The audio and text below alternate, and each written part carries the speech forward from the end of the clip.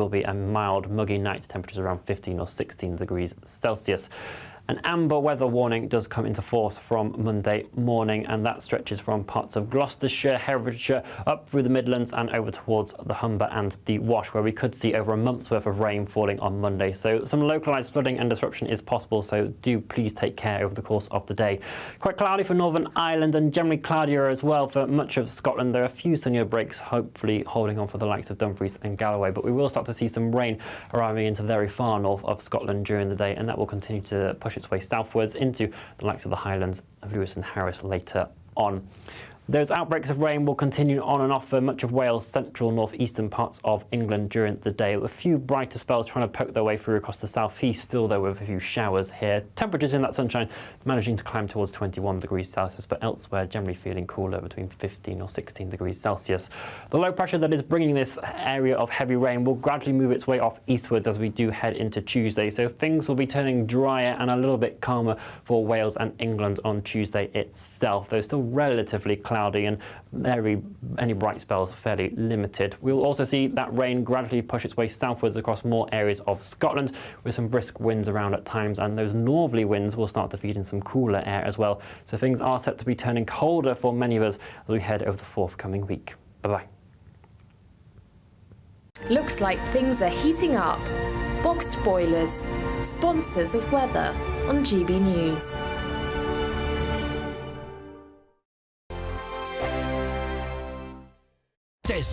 Good luck.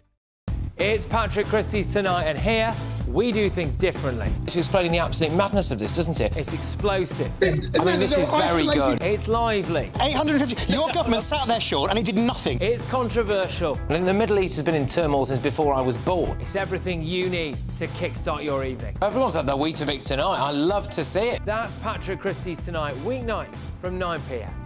Only on GB News, the People's Channel, Britain's news channel. The Britain I grew up in was the most peaceful, gentle society that has ever existed. That has been destroyed. Opinion polls show immigration is the #1 concern to the British public. Are you proud to be British? Yeah, I'm ever so proud. My name is Stephen Edgington, and in this documentary, I want to find out how Britain became a nation of immigrants. Immigration, the truth, available at gbnews.com. Tune in to Friday Night Live with me, Mark Dolan. GB News royalty with your perfect start to the weekend. Lucky us! Feisty and fearless guests. Well, I'm a normal person, so ask me. Honest opinions that raises more questions than a Gary Barlow tax return. And a few surprises along the way. Might be cold in this studio. That is Friday Night Live with me, Mark Dolan. 8 to 9, only on GB News, the People's Channel, Britain's news channel. Welcome to State of the Nation, daily plunge into the stories shaping our country.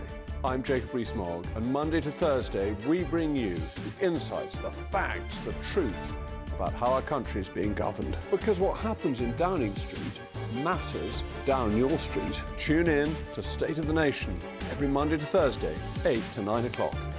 Only on GB News, the People's Channel, Britain's news channel.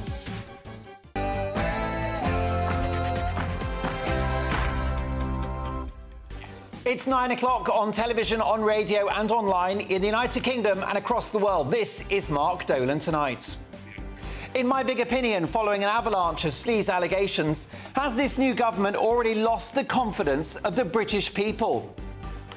Also tonight, is Tory leadership hopeful Robert Jenrick right that the small boats crisis is opening the door to terror?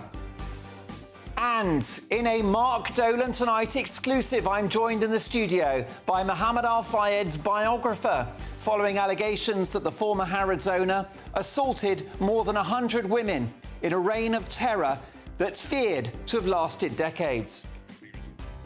And at 10, in a Take at 10 special, the events of this week raise serious questions about the Prime Minister's character and judgment. I'm putting Starmer in the dock, and I'll be passing judgment at 10.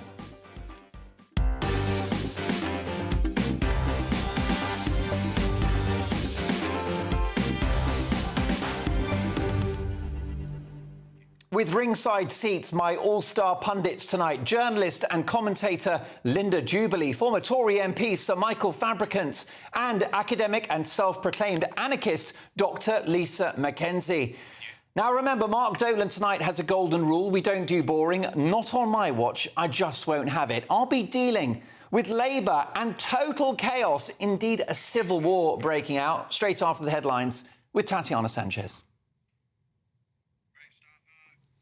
Very good evening to you. Look at the top stories from the newsroom this hour, and the time is just coming up to 2 minutes past 9. We start with news from the Labour conference, the first Labour conference as a government in over 14 years. It's underway in Liverpool today with a focus on housing, the economy and devolution. Opening the day today in Liverpool, Deputy Prime Minister Angela Rayner promised the biggest wave of social housing in a generation, calling it, she says, key to people's well-being and the country's future. Meanwhile, Sir Keir Starmer says that Labour is back to serving Scotland, aiming for a 2026 Holyrood win with Labour Scottish leader Anas Sarwar as First Minister there. Speaking just a few moments ago at a Scottish Labour fringe event, the Prime Minister has claimed that change has already begun. However, the latest issue at the Labour conference is due to start tomorrow, with the Labour leadership gearing up for a major conference showdown. That's over cuts to the winter fuel payment that, of course, has caused a number of issues among the Labour Party. Let's take a quick listen to what Sir Keir Starmer had to say at that fringe event just a few moments ago. We've only just got started. There's so much more to do. A real living wage. We've told the Low Pay Commission to take account of the cost of living. A modern industrial strategy. Remember them? The sort of thing that gets the economy going. We're going to have a modern industrial strategy. And then, of course, the biggest levelling up of workers' rights in a generation under this Labour government. Sir Keir Starmer there speaking a few moments ago. Well, as I said, the speech there follows the Labour leadership's gearing up for a major conference showdown over those cuts to the winter fuel payment. Trade unions now demanding a U-turn on the policy which removes payments from 10 million pensioners across the country. Unite has launched a billboard campaign and is set to hold a protest outside the conference in Liverpool, calling the cuts politically inept. Chancellor Rachel Reeves, though, insists the move is necessary to fix a £22 billion shortfall in the government's budget. In other news, 31 people across the UK have been arrested in nationwide crackdowns by the Home Office on people smuggling gangs.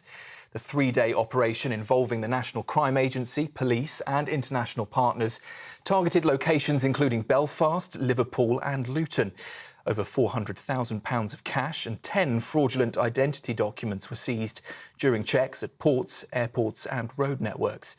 The Minister for Border Security says the government is cracking down on criminal gangs, exploiting vulnerable people and risking the lives of those in despair.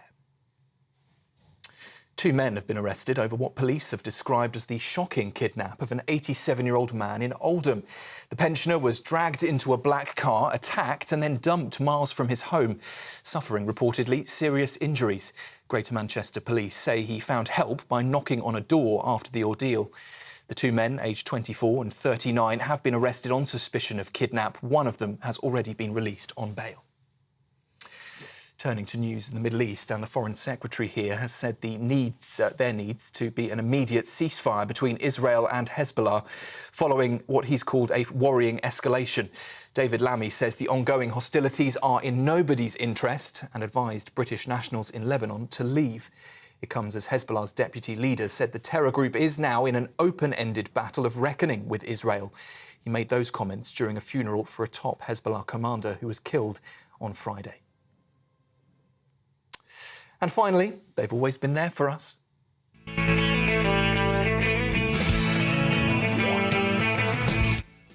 Well, for the last 3 decades at least. That's because today marks the 30th birthday of one of the most iconic series of all time. Yes, it's Friends. The show premiered for the first time in 1994, fast becoming one of TV's most watched programmes and lasting for 10 series. Those are the latest headlines for now. A full roundup again at 10 o'clock. For the very latest GB News direct to your smartphone, sign up to News Alerts by scanning the QR code or go to gbnews.com/alerts.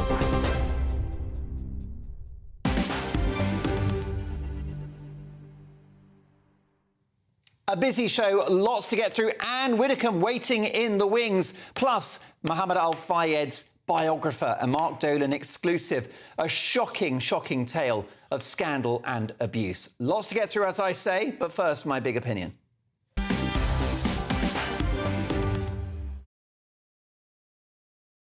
Good evening. As the brilliant Andrew Neil points out in the Mail newspaper this weekend, in 1997, Tony Blair's honeymoon period lasted 4 years. Well, I don't think Sir Keir Starmer has had 4 minutes after entering number 10 with negative poll ratings and a paltry 34% of the popular vote, with 3 million fewer people supporting Starmer than his predecessor, Jeremy Corbyn, in 2017. And as they prepare for their annual conference, which should be a huge cause for celebration, their first since winning power, it's more likely to be a wake, given that this new government is mired in sleaze allegations, anger around 10 million pensioners stripped of the winter fuel allowance, and worries that their high tax, high regulation policies, alongside bumper public sector pay rises, will tank an economy that, under the Tories, sat at the very top of the G7 for economic growth. This has to be the worst start for any administration in living memory. With fury, even in Labour circles, that the Prime Minister has received over £100,000 worth of freebies since 2019, the largest amount claimed by any MP in the House of Commons by a distance, closely followed by his colleague in the Cabinet, Lucy Powell. So the Socialists quite like money after all, don't they?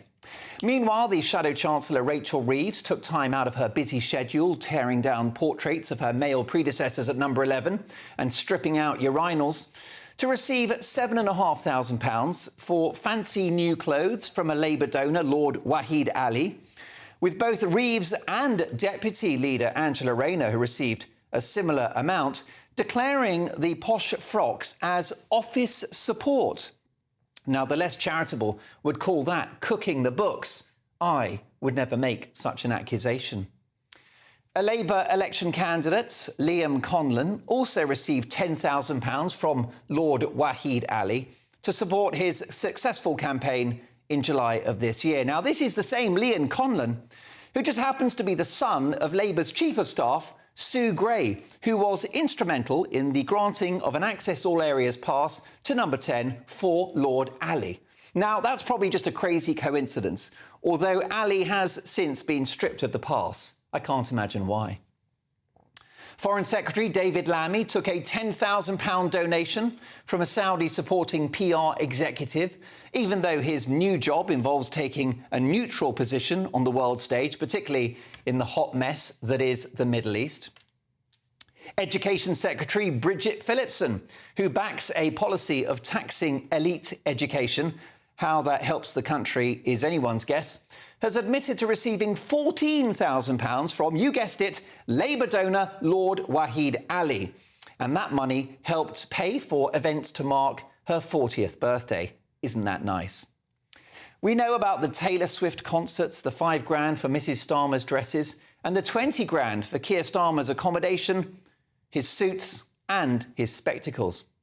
But this short-sighted administration has demonstrated further myopia, with revelations that the aforementioned Deputy Prime Minister Angela Rayner didn't declare that a friend joined her on a luxury Christmas trip to New York City at the aforementioned Labour donor's $2.5 million apartment in Manhattan. And don't get me started on the ongoing confusion about just where Angela Rayner was living 15 years ago, when she seemed to have more addresses than a Colombian gangster. Now, politicians are notorious for enjoying a freebie, and Boris Johnson received a small fortune for posh wallpaper. And Partygate was a disgrace, which ultimately sank the Tories. But the reason this is a particular political problem for the Prime Minister is that he spent 4 years as leader of the opposition railing against Tory sleaze, promising to clean up politics and help the nation. Instead, he looks to have been helping himself. And many of these freebies are politically compromising, such as the free private box at the Arsenal football stadium, worth £8,000 a game, and at Spurs last weekend, all whilst drawing up plans to regulate the football industry.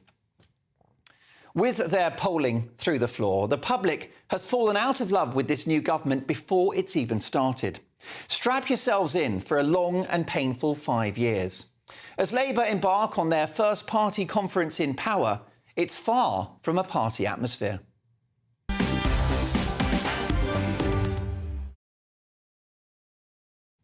Your reaction, gbnews.com/your say. First up, tonight's top pundits. I'm delighted to have journalist and broadcaster Linda Jubilee, maverick former Tory MP, who can now be honest with all of us, Michael Fabricant. And I will. Well, I'm glad to hear it. Ethnographer, broadcaster and academic Dr Lisa McKenzie. Great to see all three of you. Linda, a hot mess for this new Labour government. I can't believe it. I've been permanently deprived of the power of speech for most of this week. Let me just give you one example. I watched on TV and archive footage of Angela Rayner walking across the lobby in a pair of trousers, which is £25 more than the winter fuel allowance for an old age pensioner. Really? His trousers worth over £300? £325 to be precise. Extraordinary, extraordinary. Michael, you must be gloating. I am gloating a little, I must confess. I mean, it's incredible when you had Labour saying during the election they were going to take care of pensioners and the vulnerable. And they're doing quite the opposite. And, you know, when Labour was elected, and you said quite rightly, it was 34% of the popular vote, but so many people stayed at home and didn't vote. And, in fact, out of the total number of people who could vote, Labour won with just 21% of people who could vote voting for Labour. And Starmer wasn't popular then. He was minus 16, but he's now minus 45 on the approval rating. But he's not alone. Got the figures here. Rachel Reeves is minus 36, and Angie Rayner minus 23. I'm surprised it's only minus 23. That's worse than Antarctica. I mean, Michael, the issue is, though, that no rules, by and large, were broken. And when it comes to sleaze, your lot were far worse. In many ways, we were. But you know what? This is the point that Keir Starmer makes, and this is why Keir Starmer just doesn't get it. He says no rules were broken. But what he doesn't understand is what he did break was the people's trust. Those people, those few people, that 21% who actually did vote for him. I'm just going to say, because I'm sure that Lisa is bursting to jump in here. But it's not just about we've stayed within the rules. So what I've We've watched... heard prominent broadcasters with that excuse. I know, honestly. They also the law wasn't broken. It's the spirit of the rules that they talk about. It's so annoying because what really matters is perception, the perception of the public here. That's what actually matters. And the fact is, just because you massage things around a little bit and you manage to push them in behind one rule or another, that makes no difference to the public. The public are clearly outraged at this, and it has traction. This has legs. However, Lisa, you could argue it's a storm in a teacup, a Westminster Village story. The freebies don't affect my viewers and listeners' ability to heat their homes this winter, to you know, put petrol in the car, to pay their bills, keep a roof over their heads. No. Is it trivial? It's both. It is trivial, you know, in the fact that, you know, and it's also decadent. So it's two things. It's sort of, you know, is it a Westminster story? Yes, it is. Are the Daily Mail and the Telegraph loving this? Yes, they are. But also it screams of decadence and sort of Marie Antoinette-ness. Oh, that's what I thought, Marie Antoinette. Yeah, exactly. And double standards, that's the problem, isn't it? Double standards, but... I mean, I'm going to be honest, I'm not surprised at all. I didn't think, you know, I actually thought this is what politicians do, whether they are Labour, whether they are Labour or Tory or whatever. You know, they are in a system that is corrupting. You know, I'm not disappointed, I'm not shocked. I just think that, you know, we're at the sort of our democracy is part But of it's not just the Telegraph. But it's not just the Telegraph and the Daily Mail. It's the Daily Mirror. It's the Guardian. Indeed. And of course, pointing it's actually figures within the Labour Party who are absolutely furious, which takes me to the next story, because developing tonight, a top Labour MP launches a vicious attack on Sir Keir Starmer. So is our new governing party descending into civil war? And can Sir Keir survive this extraordinary political storm? I'll be asking a top Labour insider next.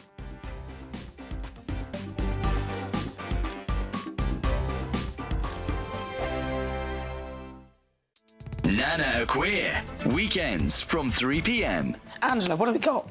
Hello, there's an awful lot, but I think the main interesting thing is that Prince Harry said a week or so, 2 weeks ago, I think it was, that he absolutely wasn't going to go to his uncle's funeral because there wasn't enough protection for him. His uncle, Lord Fellows, was married to Jane Spencer, who was Diana's sister, who was the most practical and helpful of the three children, the three girls, and she's done an awful lot for Harry. I thought it was just terrible. He wasn't going to go there, but he has been there. They didn't talk to William. William didn't talk to him. Did he get any protection? Who knows? And if he didn't, if he takes the government to court yet again, they would say, well, look, we managed without that, but we don't know about that. But also the paper, the magazine that does loads for Harry and Meghan, they were the ones who said he wasn't going, so they said what he wanted them to say. He doesn't need any protection. I mean, how did he get there? Probably in a Bombardier private jet that gives off 60 times more carbon than anybody else. Yes, well, we don't know about that. The good thing was that he was there, and of course today is Remembrance Day for Diana, the day she died. So that he went there and he was with her side of the family, and I think that that's very good and might help him feel a bit better about things. But neither of them are doing well out of it. William is not doing well out of it. Harry is not doing well out of it. The King is not doing well out of it. Meghan Markle's not doing well out of it. Why can't they just... No, I don't think it's that easy. I think that they might do much worse if they were together again. GB News, the People's Channel. This Monday, the king of breakfast TV is back. That's right, Britain's favourite TV host, Eamon Holmes, returns to Britain's hottest breakfast programme. Breakfast every day from 6 a.m. Only on GB News, Britain's news channel. Join me, Nana Queer, for an informative, interactive news programme with a difference. It's fun. No, he didn't say that, Dave. I'm so surprised. I think there's an element of truth to that. Join me from 3 p.m. every weekend, only on GB News, Britain's news channel. Every Saturday, 10 till 12, we'll bring you all of the news that you need to know. We'll also remind you that there is so much to smile about. It's my favourite time of the week. I get to relax, enjoy some light-hearted stories, and let Ellie teach me about fashion too. That's Saturday Morning Live, every Saturday, 10 till 12. Only on GB News, Britain's news channel.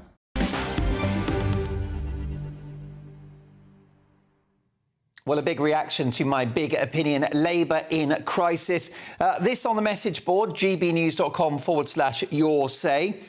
Adrian says, Mark, Starmer needs to get himself on GB News in front of Chopper and explain himself. He is a disgrace. Well, you're absolutely right, because Christopher Hope pointed out that in 20 years he can't remember the leader of a political party that's won an election not appearing on the Sunday morning news programmes at the start of their conference. Mark, Starmer, Rayner, Lamy et al. All rubbing the Lord Ali genie. Alan says Labour leaders seem to be in for whatever they can get. The Tories too, reform is the party for me. Keep those messages coming. gbnews.com/your say. It's time now for this.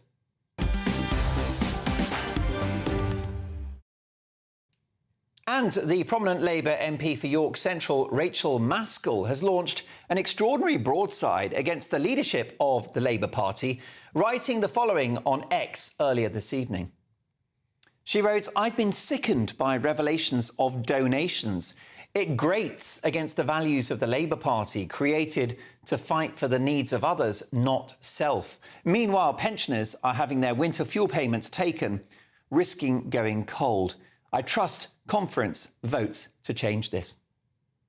So, is the Labour Party descending into civil war? And can Sir Keir Starmer ride out this political storm? Who better to ask than a former Labour advisor and a brilliant regular pundit on Mark Dolan tonight, good friend of mine, Paul Richards. Paul, good to see you. I know you're up there in Liverpool live from Conference. What does Rachel Maskell's tweet tell us about the current state of the Labour Party?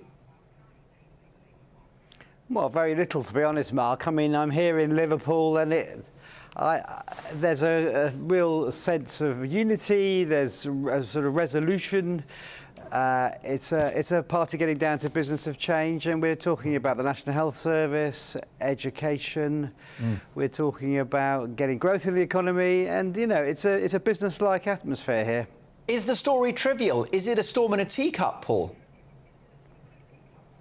I think it's a little bit of a storm in a teacup. I mean, I would say there is some of the optics, as we're always obsessed with in politics, aren't we? They do look bad. But, you know, politicians have always accepted gifts, and as long as they declare them, then those are the rules. Churchill took money off big donors. Disraeli had a whole country estate bought for him by a donor. And unless you want the taxpayer picking up the bill, and I don't think you do, then it's OK to have gifts as long as you declare them. Why has Keir Starmer accepted so many freebies since 2019? Is he a tightwad? Well, I think he enjoys his football, and it's OK for him to go and see the Arsenal if that's what he chooses to do. But he can't do it in the stands anymore where his season ticket is, so he has to do it in a box where the security is, and that's... If he was in the stands, you know, we would have to have extra security, and that would cost the taxpayer even more. So he's saving us money by doing that. I mean, you might say he would have got his glasses off the internet, the same as the rest of us. You know, I get 5 pairs for a tenner, but they do look great. I saw him last night, and they do look great glasses. And if somebody said, "Do you want an expensive pair of glasses as a mate?" you'd probably say yes, wouldn't you? I take the point about the box and security, but why can't Sir Keir pay for it? He's a man of means. Well, if the club offers him this, or a donor or whatever it is, I think, well, why shouldn't he? You know, people are allowed to take gifts. Starmer said he was going to clean up politics. He attacked Boris Johnson for the sleaze that dogged the Tory years, and now he's #1 on the top recipients of freebies within Parliament, by a distance. You're not actually comparing, I hope, with the PPE scandals and the fast tracking of people selling that stuff that didn't work during COVID with some glasses and some Taylor Swift tickets. Well, I think that that graph that demonstrates just how many freebies Keir Starmer has had is rather damning. The public are angry about it, and the Labour Party are angry about it too. I mean, Rachel Maskell is a pretty level-headed and reasonable politician, but she's really gone for Starmer. So isn't this the start of a civil war? It's not. I mean, Rachel is waging a campaign on the issue of the winter fuel payments, and I mean that you have to see it in that context. So she's having a go. She thinks the freebies are not a storm in a teacup. Policy goal. She's not happy about the freebies either. She said it's against the spirit of the Labour Party, and Keir Starmer is the leader. Mark,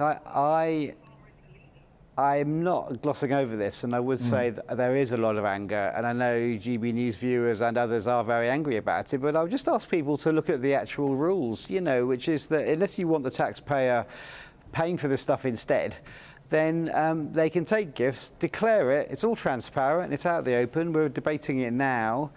And if you want a different system, fine, you know, where they're not allowed to have any of these things, but someone's going to have to pay that bill, and I don't want it to be the taxpayer either. And what about the character of Keir Starmer? Because I think you could argue that he's a bit like Boris Johnson, a sort of dishonest, duplicitous, self-serving man focused only on the achievement of power. Isn't that what Starmer's all about?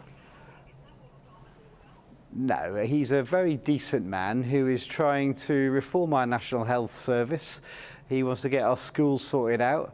He wants to get growth in every part of the economy, and that's what he's in the business of politics to do. And don't forget, as a top lawyer, he could be earning 4 times this that he's earning as Prime Minister. Our Prime Ministers are badly paid compared to big salaries, you know, media executives, people that run newspapers and those sorts of people. So, you know, he's not in it for the money, he is in it for the public service. What do you make of the dire poll ratings? Most damningly, Keir Starmer now, Paul, is less popular than Rishi Sunak. I would argue, bring back Rishi, all is forgiven. I think it shows actually there's a real volatility in our politics, and I think Labour here in Liverpool recognises this landslide they've been given by people, you know, has to be delivered on. We are now on notice, and we do have to deliver the things we said, because, you know, what the gods of elections can give, they can take away. So I think we're in a very different political system now, where this landslide is not, you know, a solid basis. It's something that we've got to get on with it. Briefly, Paul, my take at 10 is a Keir Starmer special, and I'm focusing on his judgment as well as his character. Do you not think, finally, on the freebies, that it was a misjudgment to accept these gifts? Even if it was legal, it was above board, it was all declared, was it a misjudgment? Well, like I say, it was all within the rules. And I mean, journalists have been looking at this now for days and days, and there's absolutely no sense of whatsoever of impropriety or anyone, you know, getting favours because of this gift and so on. And Lord Ali, I have to say, who I've known for 30 years, is just a kind and generous, and as it happens, very wealthy man who likes to share his wealth around. You know, he's not got anything out of this other than being shoved into the public eye, which he hates. Did Lord Ali take you shopping for that rather smart beige jacket you're wearing tonight? Well, you know full where I got this from. I got this off Vinted. Oh, there you go. Listen, talk about that. Now, that's proper Labour principles. Recycled, good for the planet. And you're brilliant for the show, Paul. We love having you on Mark Dolan tonight. Can't wait to get you back on the sofa on your return from Liverpool. Thanks for making the time. Get back to the bar and sink another pint. My thanks there to Paul Richards, former top Labour advisor. Next up, is Tory leadership hopeful Robert Jenrick right that the small boats crisis is opening the door to terror? Find out more next.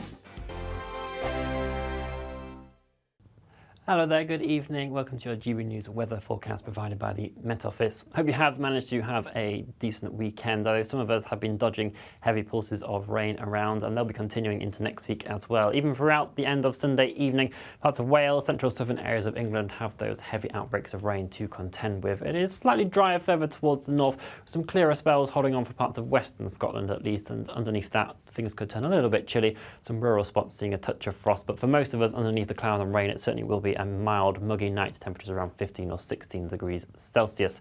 An amber weather warning does come into force from Monday morning, and that stretches from parts of Gloucestershire, Herefordshire, up through the Midlands and over towards the Humber and the Wash, where we could see over a month's worth of rain falling on Monday. So some localised flooding and disruption is possible, so do please take care over the course of the day.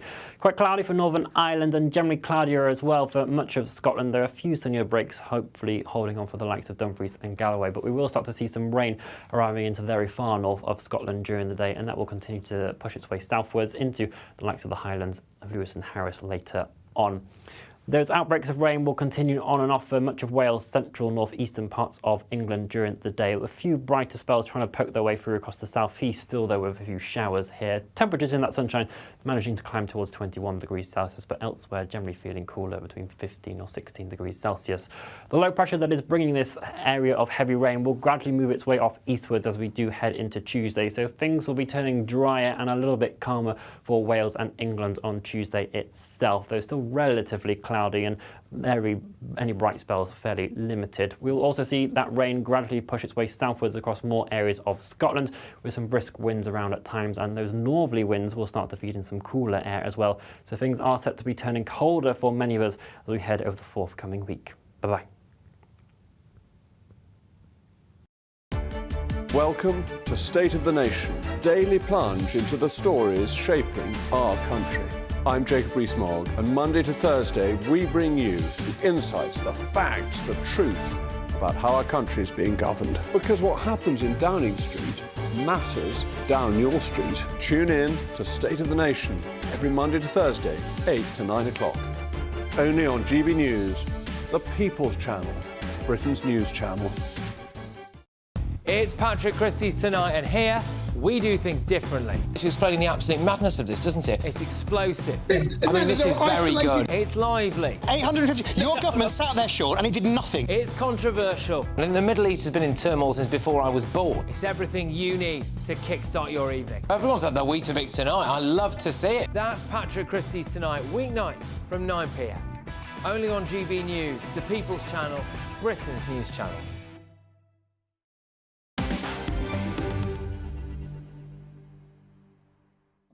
I've got to say that some are arguing that the Labour sleaze row is a storm in a teacup. Well, not viewers of Mark Dolan tonight, or listeners, let me tell you. Jill says, under Labour, as in Labour, the rich get richer and the poor get poorer, it seems. It goes on. I'll tell you. Oh no, well, some of them are unbroadcastable because you are so angry.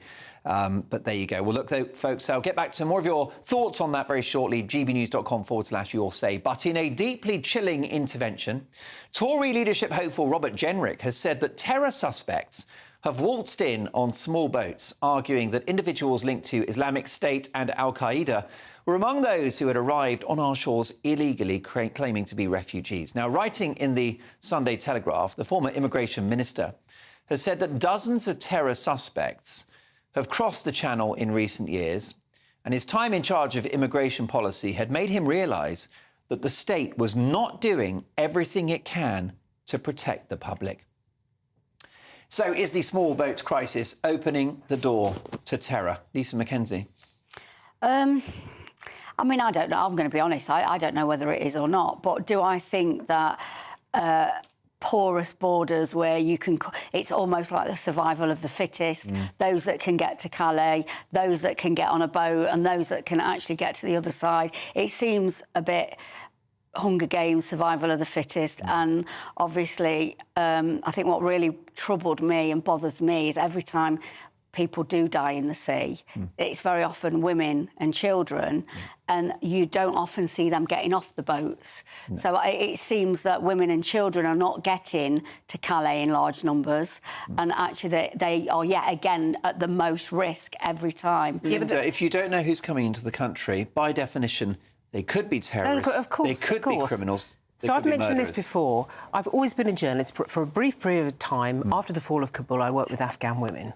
I did that for about 2 years, and I was unusually a journalist working inside the hotels with the evacuees and sometimes asylum seekers.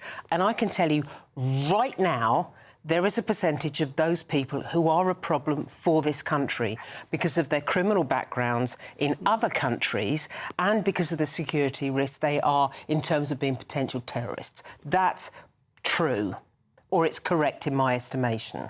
But also, we neglect to say something like, well, Afghanistan is a very fractured country. There are 14 tribes. There are 2 main groups of people. There's so much infighting between those 2 groups, and we have imported that conflict into this country. Now, what do we expect to happen? It is suggesting that some people who are entering the country illegally could be of a terrorist nature or linked to terrorism. Is that dog whistle politics, Michael? It may be dog whistle politics, but sadly, I think it's the truth. Look, Robert Jenrick, when he was immigration minister, he said that up to 2022, something like 1,000 people were known to have criminal records who came into the UK. But a lot of them who come here throw all their identification stuff into the English Channel, arrive either saying, you know what, we're only 16 or 15. Subsequently, doctors have said no, they're actually in their mid-20s. Others are saying, you know, we're escaping from persecution. But they're not, because they're not actually coming from countries where there is persecution. And one has to ask, A, why are they coming here? And B, some of them are escaping their own police because of crimes they've committed. And, you know, you made a very interesting point about struggles going on in Afghanistan and different people.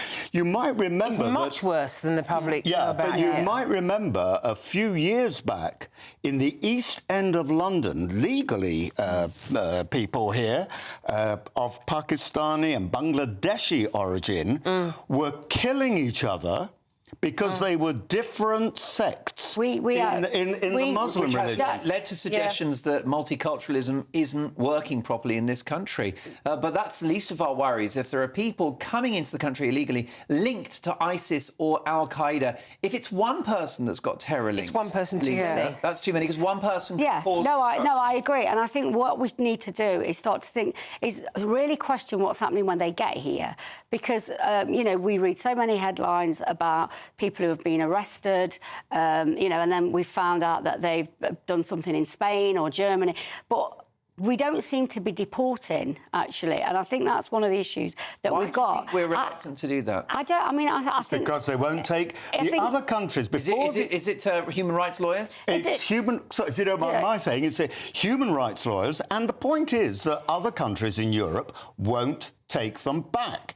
So you had Starmer saying, Starmer, who's got no plans for anything, which is another reason, by the way, why he's so unpopular. Of course, he'd argue he's going to smash the gang. Yeah, I know, but I'm tired of that. We're all going to smash the gangs. It's that easy, isn't it? For the last few years, the gendarmerie, the Police Nationale, the German police have been all trying to do that and failed. Starmer, so let me just finish. Starmer isn't actually doing anything different from what the previous Conservative government did. No.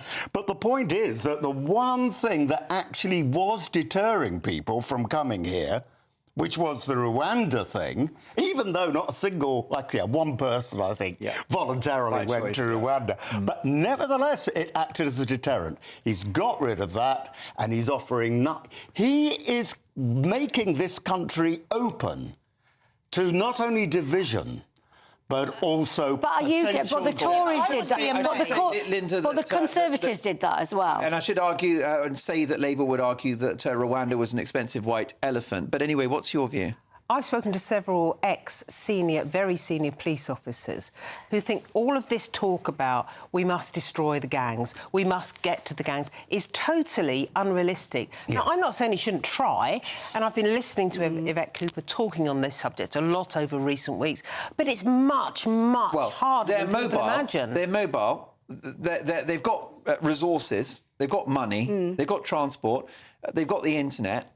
They've got online networks, and of course, when they go, if they are smashed, they're replaced by another gang overnight. Yeah. Can we also just say as well that the refugee and migration, it's now a multi-billion-dollar industry. So you've got smugglers, you've got hoteliers who are making money, you've got human rights lawyers who are making money, you've got charities who are making money, security firms that are making money. Everybody is making money out of this. It is a growing industry. Is it racist to worry about the small boats crossing?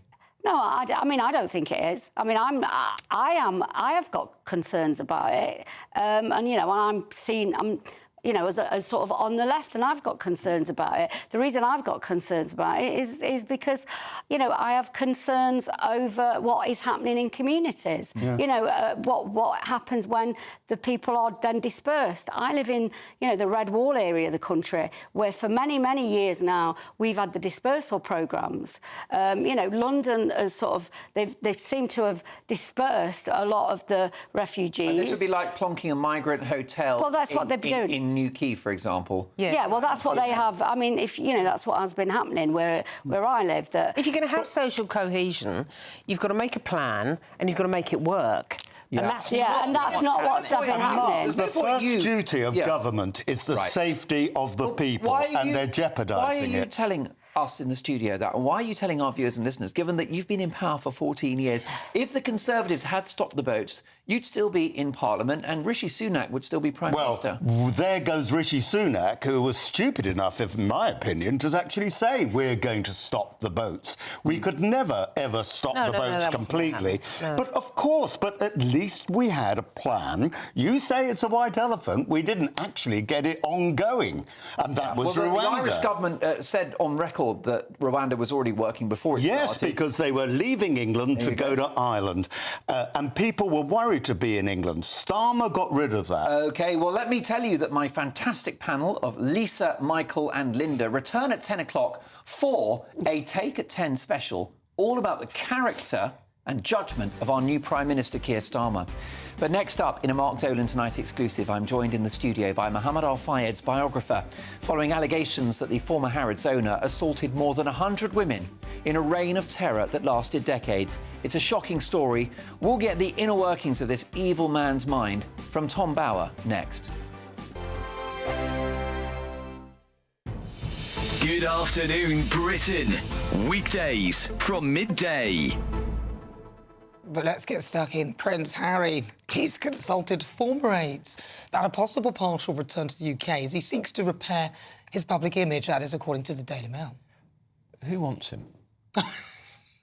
I'm sorry. This is, of course, he's got his book Spare. The paperback comes out later this year. Now, he's not updating it, but he'll want to promote it. Yeah, absolutely. He says he's not doing any interviews, but we're talking about him now, we're talking about Spare. Yeah. And is he going to come back with his wife? What about the children? Because apparently it's not safe for his wife and children in this country, according to Harry, even though he took his wife to Colombia, which is much less safe than Britain, in my view. It's absurd. Anyway, he was able to attend his uncle's funeral quite easily. He did. Nobody knew he was coming. He said he wasn't, and then he did. And he was perfectly safe. And he would have had the same security as every other member of the royal family who attended that event. Yeah. But, of course, he didn't speak to his brother at the funeral. No, he wouldn't, would he? So if he's trying to fix it, honestly, a funeral is where you should put all differences aside because it's not about you, it's about respect to the person, the family of the person who's gone, which was his uncle. It was his... Diana's sister's husband had died. So, yet they didn't speak. They didn't speak in the church, they didn't speak when they left the church. Incredible, isn't it? It's awful because that moment is when you realise that we are all mortal. And at that point, all other things should transcend that, but not... Well, this move is being branded as Operation Bring Harry In From the Cold, because apparently he's a bit fed up with his life in Montecito. Does that mean with his wife? I don't know. Oh, no. Apparently he's dissatisfied with advice from his American-based image expert. Well, they've had about 10 of them, haven't they? They're on to their number 11. GB News, the People's Channel. In the GB Newsroom, we bring you the news as it happens. With our team of dedicated journalists across the UK, we're ready to keep you up to date with what's happening every half an hour, every single day. Bulletins here on GB News, the People's Channel, Britain's news channel. We're proud to be GB News, the People's Channel. And as you know, we always love to hear your views. Now, there's a new way of getting in touch with us at gbnews.com/yoursay. By commenting, you can be part of a live conversation and join our GB News community. You can even talk to me, Bev Turner, or any of the members of the GB News family. This Monday, the king of breakfast TV is back. That's right, Britain's favourite TV host, Eamon Holmes, returns to Britain's hottest breakfast programme. Breakfast every day from 6 a.m. Only on GB News, Britain's news channel.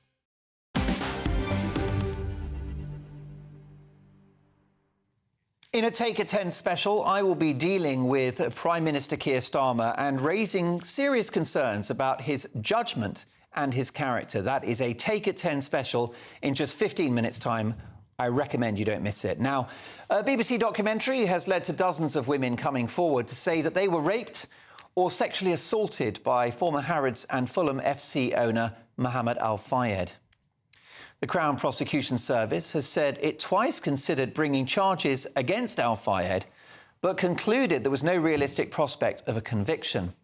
It's now feared that the number of alleged victims could run into hundreds in what is claimed was a several decades-long reign of terror.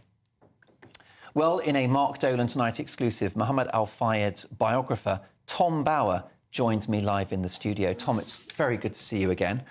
You wrote Fayed, the unauthorised biography, in 1998. Before we get to the allegations of rape and sexual assault, what kind of a picture does the book paint of this man? Of a gangster, a monster, a man who ran around London corrupting police, buying off lawyers, intimidating people who complained about him, whether innocent or not, the women, the employees of Harrods, a man who had literally lied his way into buying Harrods and lied throughout his whole life, and was a total crook. Did he have any ethics? Did he have any moral compass in your assessment? Absolutely not. He didn't. Morality meant what was good for Fayed. I mean, he was a deeply, deeply unpleasant man, but had this great act of giving money out, giving presents out, appearing like a cuddly bear. But in fact, he was a very sinister, bad man. And how did he amass this great fortune, this empire, and this position of power? Well, he cheated a man called Tiny Roland out of Harrods using the money from the Sultan of Brunei, which Roland didn't realise was going to happen. And that gave him... He did improve Harrods a lot. He rebuilt it and made a lot of money out of that. But he also had lots of businesses on the side. But he did business in an extraordinary way. I mean, he'd blackmail and threaten people and get business in that way. And he was a thoroughly Al Capone-type businessman and made his fortune that way. Did you think twice about choosing him as a subject for a biography? No, actually. Well, I only did it because I knew him very well when I wrote a biography of Tiny Roland, who was his great enemy, and he loved the book because it painted Roland bad. Every counter in Harrods had the book on show.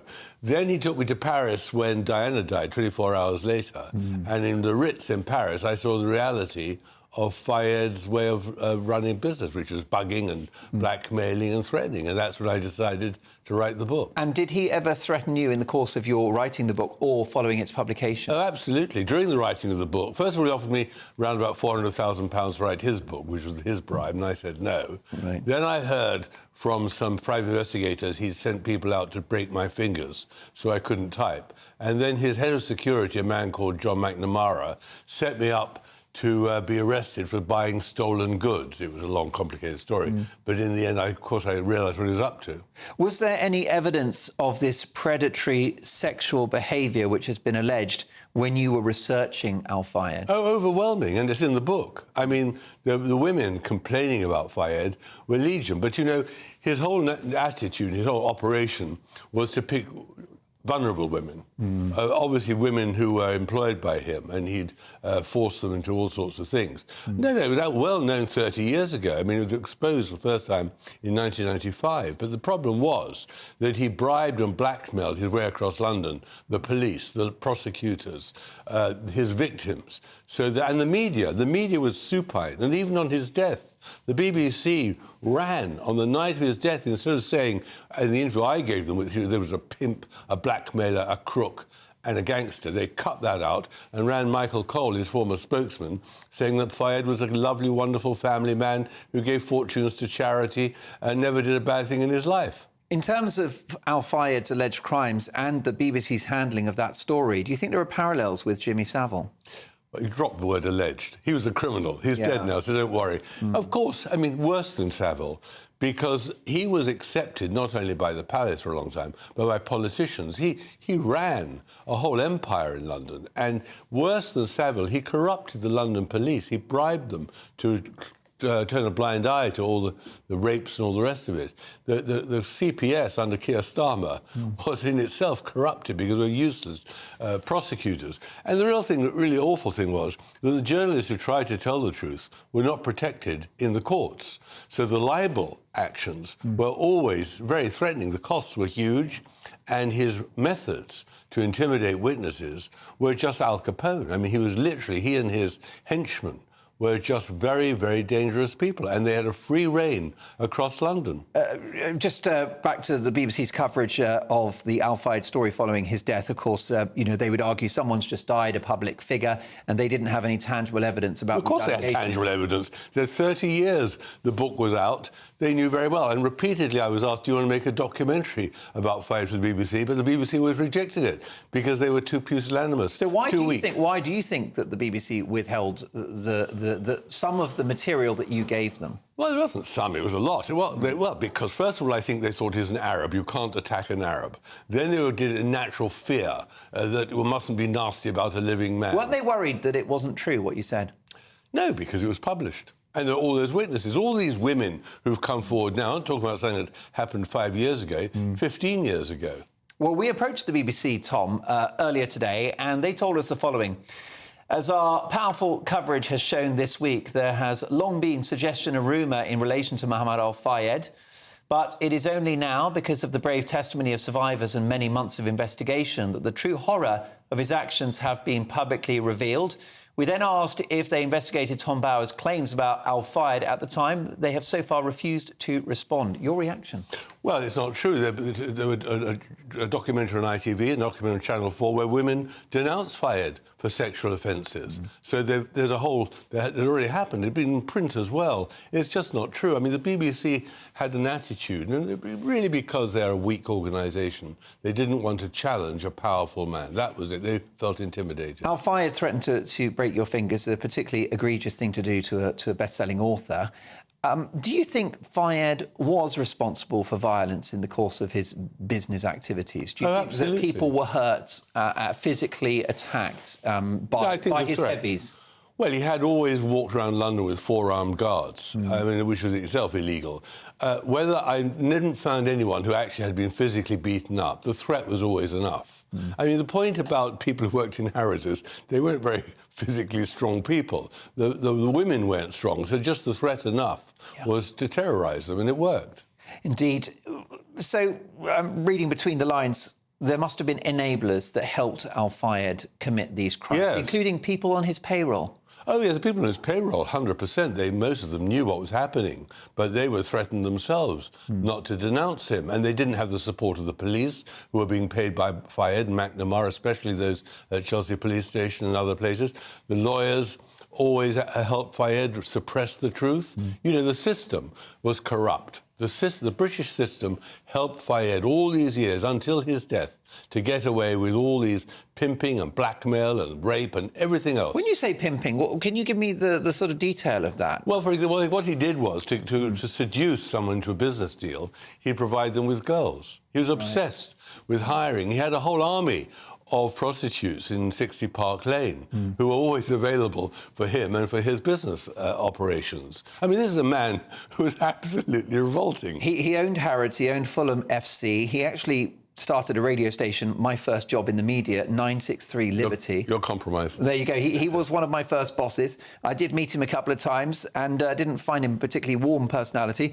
And of course, he was the father of Dodi Fayed, who was in a relationship with Princess Diana when she died. This is a man who craved to be a member of the establishment, but never achieved it? No, never achieved it, because Tiny Rowland, his great nemesis, would run constantly a campaign exposing Fayed as a liar. And in the end, it percolated to the palace, who withdrew from the Windsor Horse Show, and various other institutions. The Home Office wouldn't give him a passport. Jack Straw said no. But on the whole, they didn't do what was the right thing to do, was prosecute him and put him behind bars. He didn't get his passport. That was his dying wish, wasn't it? UK passport. I would have thought the dying wish. It was a great wish, but you've got to compare London with New York. There's Harvey Weinstein, there's Jeffrey Epstein, prosecuted with great vigour, sent to jail or they commit suicide. In London, Fayed got away with it, and it's because in London there was corruption at the highest level which let him get away with it. And you're the only station, I'll tell you, who's prepared to let me say the truth. And damning that you say that you think Fayed's crimes, that he might have been worse than Savile. Oh, gosh, yes, because he corrupted the system. It wasn't just sex. I mean, there was a real, a blackmailer, a cheat, a crook, a man who was really besmirched London, and London didn't bring him to book.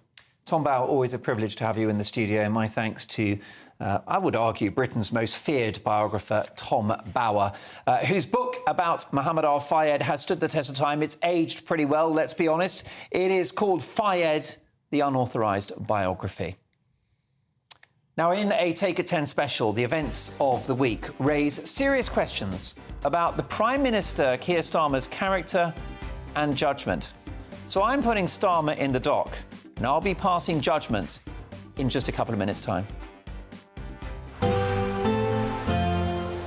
That warm warm feeling inside. From Boxed Boilers, sponsors of weather on GB News. Hello there, good evening. Welcome to your GB News weather forecast provided by the Met Office. Hope you have managed to have a decent weekend, though some of us have been dodging heavy pulses of rain around, and they'll be continuing into next week as well. Even throughout the end of Sunday evening, parts of Wales, central southern areas of England have those heavy outbreaks of rain to contend with. It is slightly drier further towards the north, with some clearer spells holding on for parts of western Scotland at least, and underneath that things could turn a little bit chilly. Some rural spots seeing a touch of frost, but for most of us underneath the cloud and rain it certainly will be a mild, muggy night, temperatures around 15 or 16 degrees Celsius. An amber weather warning does come into force from Monday morning, and that stretches from parts of Gloucestershire, Herefordshire, up through the Midlands and over towards the Humber and the Wash, where we could see over a month's worth of rain falling on Monday. So some localised flooding and disruption is possible, so do please take care over the course of the day.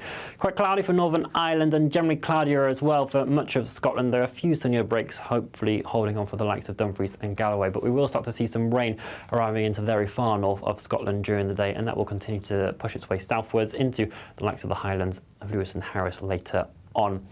Those outbreaks of rain will continue on and off for much of Wales, central, northeastern parts of England during the day. A few brighter spells trying to poke their way through across the southeast, still though with a few showers here. Temperatures in that sunshine managing to climb towards 21 degrees Celsius, but elsewhere generally feeling cooler between 15 or 16 degrees Celsius.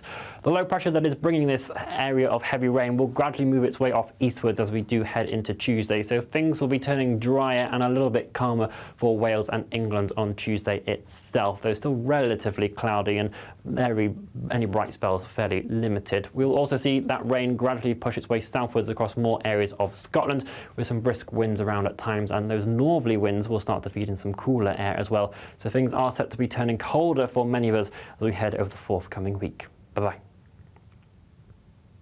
Looks like things are heating up. Boxed Boilers, sponsors of weather on GB News.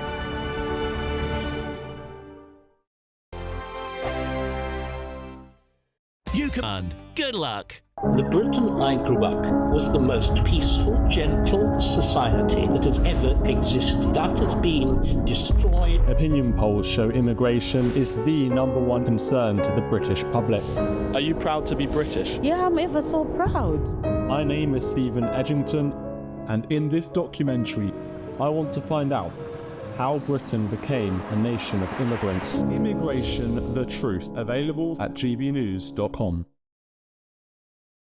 It's Patrick Christie's Tonight, and here we do things differently. It's explaining the absolute madness of this, doesn't it? It's explosive. I mean, this is very good. It's lively. 850. Your government sat there, Sean, and it did nothing. It's controversial. And the Middle East has been in turmoil since before I was born. It's everything you need to kickstart your evening. Everyone's had their Weetabix tonight. I love to see it. That's Patrick Christie's Tonight, weeknights from 9 p.m. Only on GB News, the People's Channel, Britain's news channel. Tune in to Friday Night Live with me, Mark Dolan. GB News royalty with your perfect start to the weekend. Lucky us. Feisty and fearless guests. Well, I'm a normal person, so ask me. Honest opinions that raises more questions than a Gary Barlow tax return. And a few surprises along the way. Might be cold in this studio. That is Friday Night Live with me, Mark Dolan. 8 to 9, only on GB News, the People's Channel, Britain's news channel. Good afternoon, Britain. Your lunchtime update on the stories that matter across the UK. From breaking news and insightful analysis, inspiring stories and lively debates. You're comparing yourself to a former Prime Minister. Which is it? Stay informed, stay updated, stay entertained. I just don't know how anyone would not want to be there. Every weekday from midday. We are Good Afternoon Britain, only on GB News. Britain's news channel.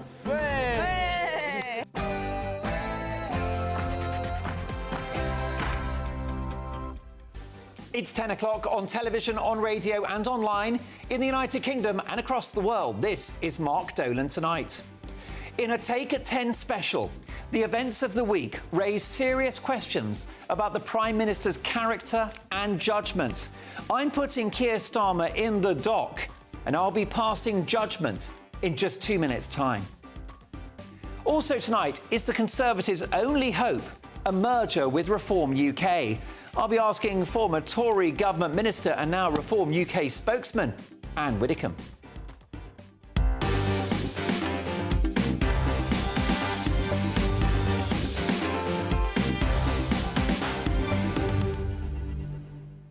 Plus, tonight's top pundits, journalist and political consultant Linda Jubilee, maverick former Conservative MP Sir Michael Fabricant, and academic and self-proclaimed anarchist, I think we all are these days, Lisa Mackenzie. Plus, tomorrow's newspaper front pages and Anne Widdecombe waiting in the wings. A packed show, lots to get through. A Take at 10 special, all about the character and judgment of our new Prime Minister. And I'm not pulling my punches. First, the news headlines and the insuperable Sam Francis.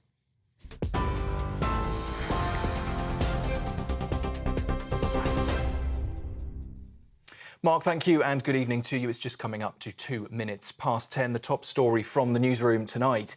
The Labour conference has wrapped up for the day after speeches from the Deputy Prime Minister and Foreign Secretary David Lammy.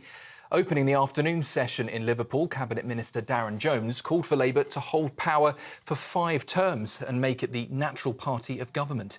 Well, earlier, the Deputy Prime Minister Angela Rayner declared now is Labour's moment, promising to bolster workers' rights, build high-quality homes and strengthen communities. There will be no complacency. We've seen where that leads. Don't forget what they did. Partygate, COVID contracts, the lies, division, scapegoating and the unfunded tax cuts for the richest that crashed our economy. Don't forget any of it. The Tories failed Britain and they tried to cover it up. A crater in the heart of Britain's economy, a puncher in the pocket of every working family and a £22 billion black hole. It could also be trouble for Sir Keir Starmer elsewhere in the UK, as the SNP's Westminster leader Stephen Flynn has said today that the new Prime Minister is failing to deliver on the change that he promised Scotland in the general election. He claims that despite the SNP being willing to work with Labour, that Sir Keir Starmer is completely out of touch with Scotland and the issues the country's facing. It comes after the Prime Minister's already faced criticism over cuts to the winter fuel allowance and his acceptance of clothing donations. Well, earlier, our Scotland reporter Tony Maguire asked the people of Glasgow if they feel that Sir Keir Starmer is delivering. In 3 months, give or take, this Labour government, how do you think they're performing for Scotland? 1 out of 10. Really? Yeah. Again, why? I'm a pensioner. They've taken my winter fuel allowance and it's wrong. I had high hopes for Keir Starmer and no, it's all gone. Has there been any? I haven't really noticed much, to be honest. I'm ashamed to say I'm a Glaswegian, really, when I see the state of the place. And if that's 13 years of SNP, we're in big, big trouble. Well, no, we might be out of the trouble now with the Labour in. I don't know. Just a matter of wait and see. Elsewhere in politics, the Reform leader Nigel Farage sat down with GB News' political editor Christopher Hope at their party conference yesterday. And speaking on Chopper's political podcast, Mr Farage said that in order for Reform to make an impact at the local elections in May, the party will have to complete 10 years of evolution in just the next 6 months. However, that hasn't stopped him from setting quite the target. We've got enough people to have 2,300 candidates. The question is, are they the right 2,300 candidates? Because we will be held to a higher standard than everybody else. I'm aiming in those elections to win hundreds of seats. And you can hear that full podcast interview wherever you catch your podcast. Just search for Chopper's Political Podcast. I've done it again and said podcast far too many times. In other news, the commemorations marking the 80th anniversary of the Battle of Arnhem have continued in the Netherlands today. Earlier, veterans, armed forces personnel and the Princess of Royal gathered at the Oosterbeek War Cemetery for the Airborne Memorial Service, with that event closed by a fly-past from the Battle of Britain Memorial Flight. Earlier, Her Royal Highness Princess Anne gave a reading to mark the 80th anniversary of Operation Market Garden. He that dwelleth in the secret place of the Most High shall abide under the shadow of the Almighty. I will say of the Lord, He is my refuge and my fortress, my God, in Him will I trust. That's the latest from the GB Newsroom for now. Back over to Mark Dolan. For the very latest GB News direct to your smartphone, sign up to News Alerts by scanning the QR code or go to gbnews.com/alerts.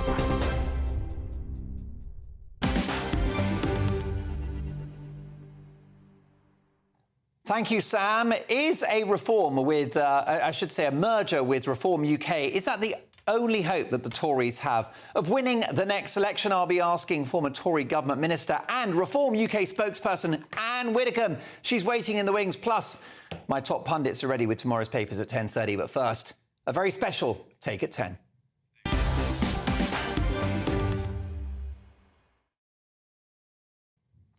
I had profound concerns about the character of Sir Keir Starmer when he campaigned for arch-socialist Jeremy Corbyn to become Prime Minister, which would have been an economic and national security disaster for the country.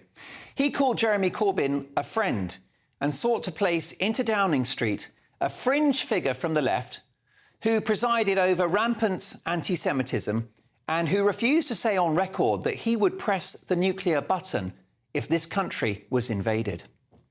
I had profound concerns about the character of Sir Keir Starmer and his contempt for democracy when he effectively campaigned for a second referendum after Brexit. I had profound concerns about the character of Sir Keir Starmer when he blindly supported the ruinous and, in my view, completely failed experiment of lockdowns. In fact, he called for more. I had profound concerns about the character of Sir Keir Starmer when, after the appalling riots in Southport in July, he allowed a perception to take hold that anyone concerned about mass legal or illegal immigration was far right. And his nickname, Two-Tier Keir, was not earned by accident.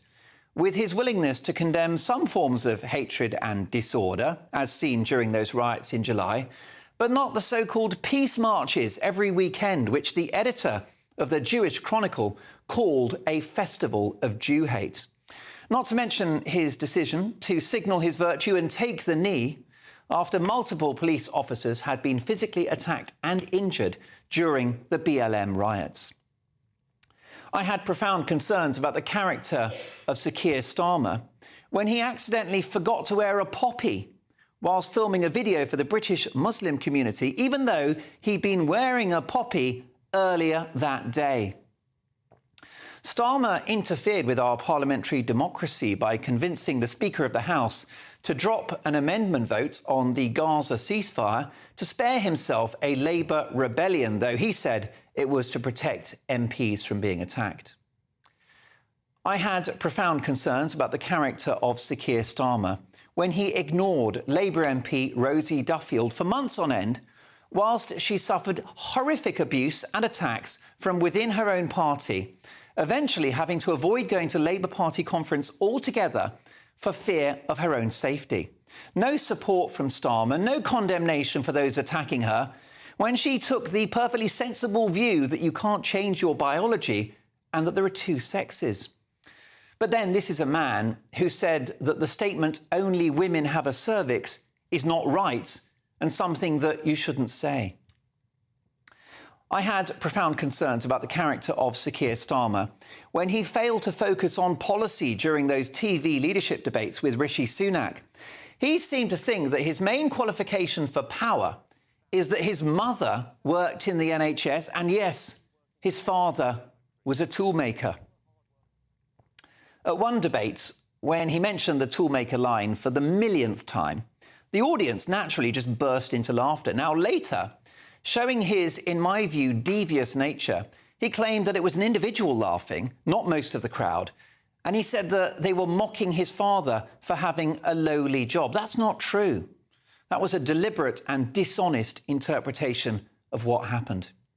And now it emerges that Sir Keir Starmer took over £100,000 worth of freebies, with this graph showing that he has taken the most donations by a huge distance of any Member of Parliament since 2019, in spite of being a millionaire himself.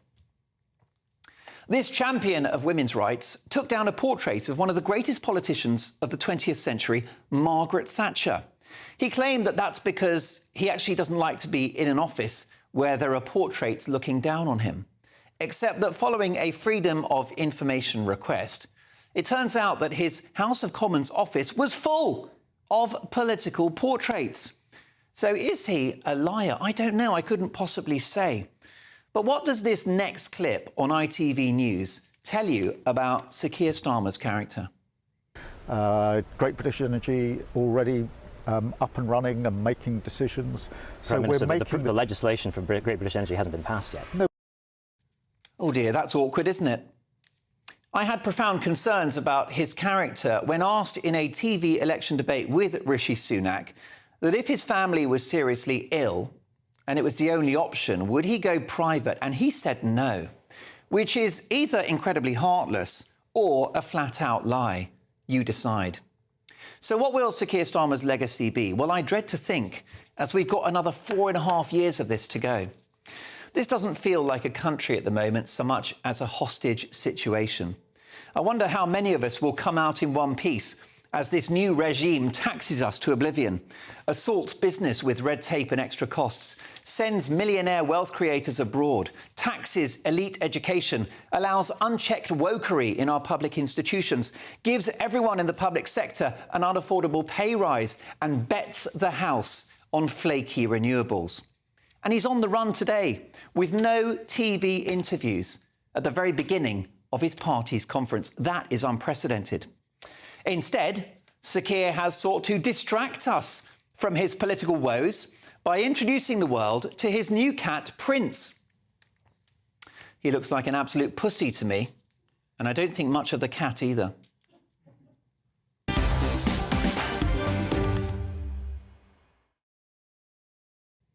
Meow.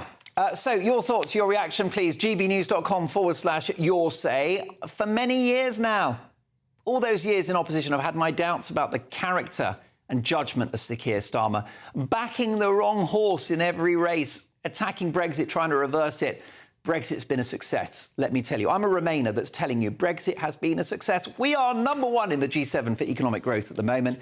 We're doing brilliantly. But look, what's your view? gbnews.com/your say. Tonight's top pundits are the brilliant broadcaster and journalist Linda Jubilee, former Conservative MP, and now a man free to speak his mind, the one and only Sir Michael Fabricant, and ethnographer and academic Dr. Lisa Mackenzie. Great to see all three of you.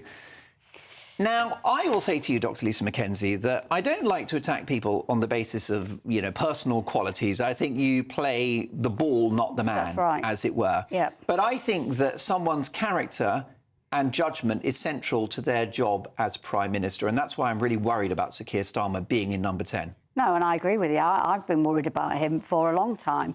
2011, I was doing research as an academic, and I did some research on the 2011 riots, which is when Sir Keir Starmer started to pop up, when he was opening courts for 24 hours and making sure that people who had stolen water went to prison for 2.5 years. So Keir Starmer does what he's always done. He's protecting the status quo. That's what he does.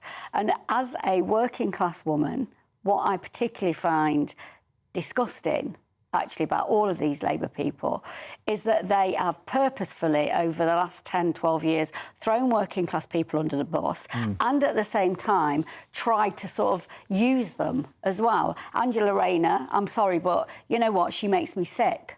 She actually makes me sick. Well, she's a very popular figure within the Labour movement. I'm sure well, not with me, she's not. Today, today there was a interview with her where she sort of said, well, the reason why I've been given clothes and the reason why I've taken this is because I'm a working class woman.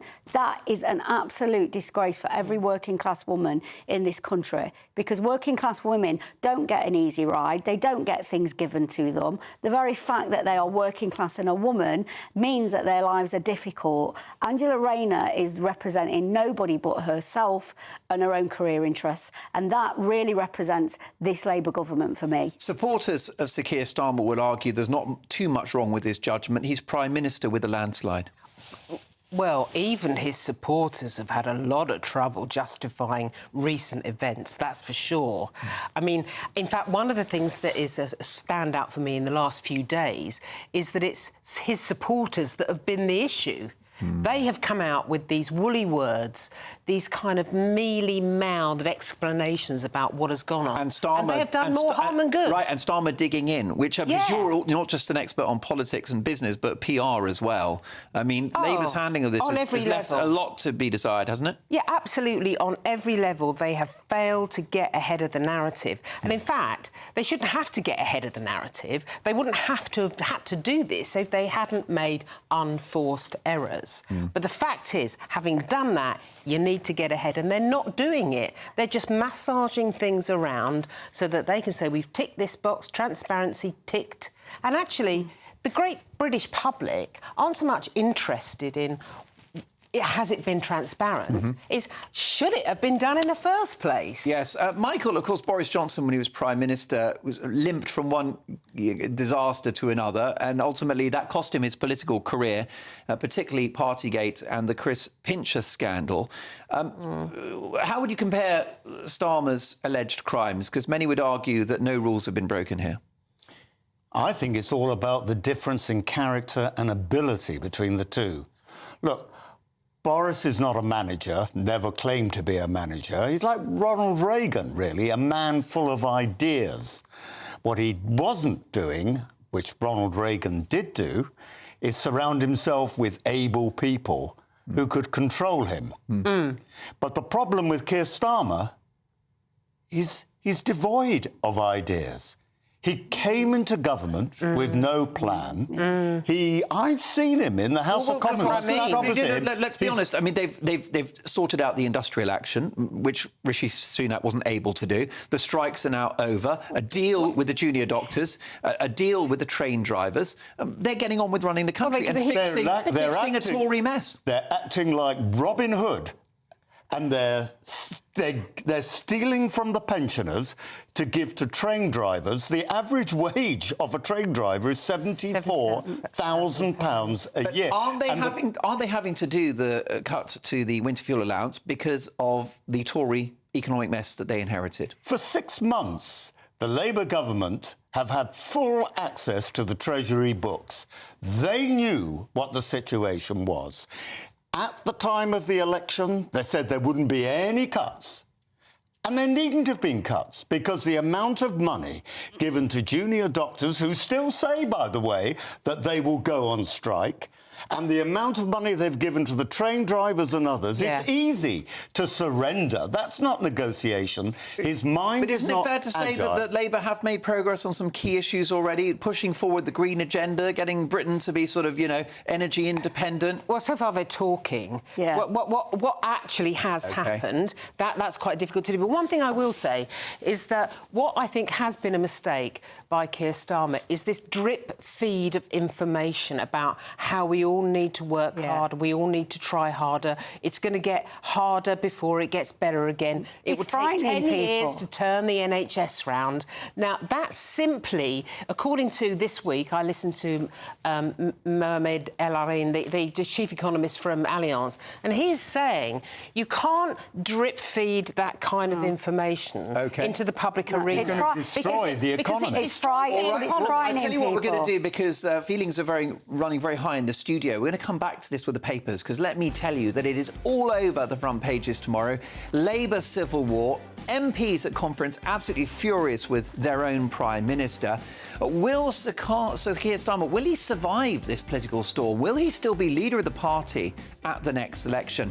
That's with the papers at 10:30 and my all-star panel. But next up, is the Conservatives' only hope a merger with Reform UK? I'll be asking Anne Widdecombe next.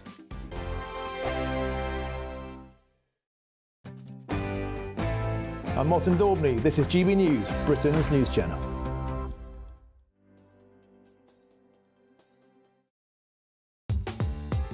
I'm Christopher Hope. From pop stars to politicians, I'll interview anybody in a pub who's got a political opinion. Join me every Friday on Spotify, Apple Podcasts, YouTube or gbnews.com, or wherever you get your podcasts. This is GB News, the People's Channel. This is GB News, Britain's news channel.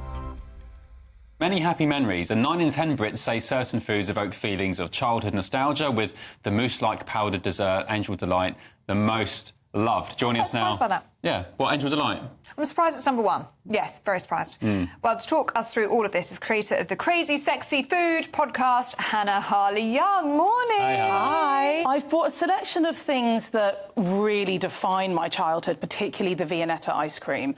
And I have brought you some butterscotch Angel Delight. Yay! I'm going to expose myself live on camera and say that I've never tried Angel Delight. Hannah? I know. I don't know what that says about me. I thought that was apple puree, actually. I'm so excited. Is it good? Here we go. My goodness. Did I make it okay? Oh, yeah. But to be fair, Hannah, it's not that hard to make. Well, what is it, though? That's what's so funny about Angel Delight. It's chemicals. It's just chemicals in a bag. I mean, it's a load of additives, which, I mean, one thing that's also really interesting about all these nostalgic foods when you look at them is that a lot of things have been discontinued over the years. Oh, dear. So it makes you wonder, how did this one kind of get through the cracks? Angel Delight came out number one, didn't it? It did come out as number one. And also sort of in the top 5 was fish and chips, something I still eat today. Fish fingers, still a staple of my diet. Mr. Whippy, in that same survey, they said that 95% of people find that a taste from their childhood will take them back more than looking at a photo. And that's something that's really interesting for me, and it's the basis of everything that I do, and the reason really why I set up Crazy Sexy Food, or one of the reasons, should I say, was that I love this concept of memories of food. You know, I've interviewed hundreds of people over the past 5 years, and when I get to that question, you actually see their face relaxing, and there's something that it evokes emotion. GB News, the People's Channel.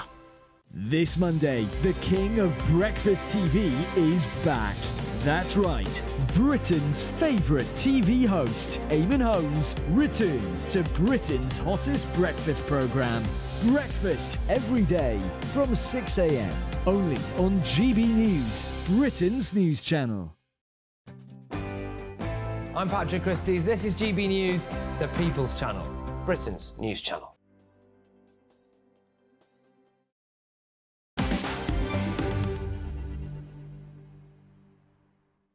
Now, I'll get to more of your messages at 10:30 with the papers. But next up, Reform UK have concluded their annual conference in Birmingham, celebrating 5 new MPs in the House of Commons and 4.1 million votes achieved at the election.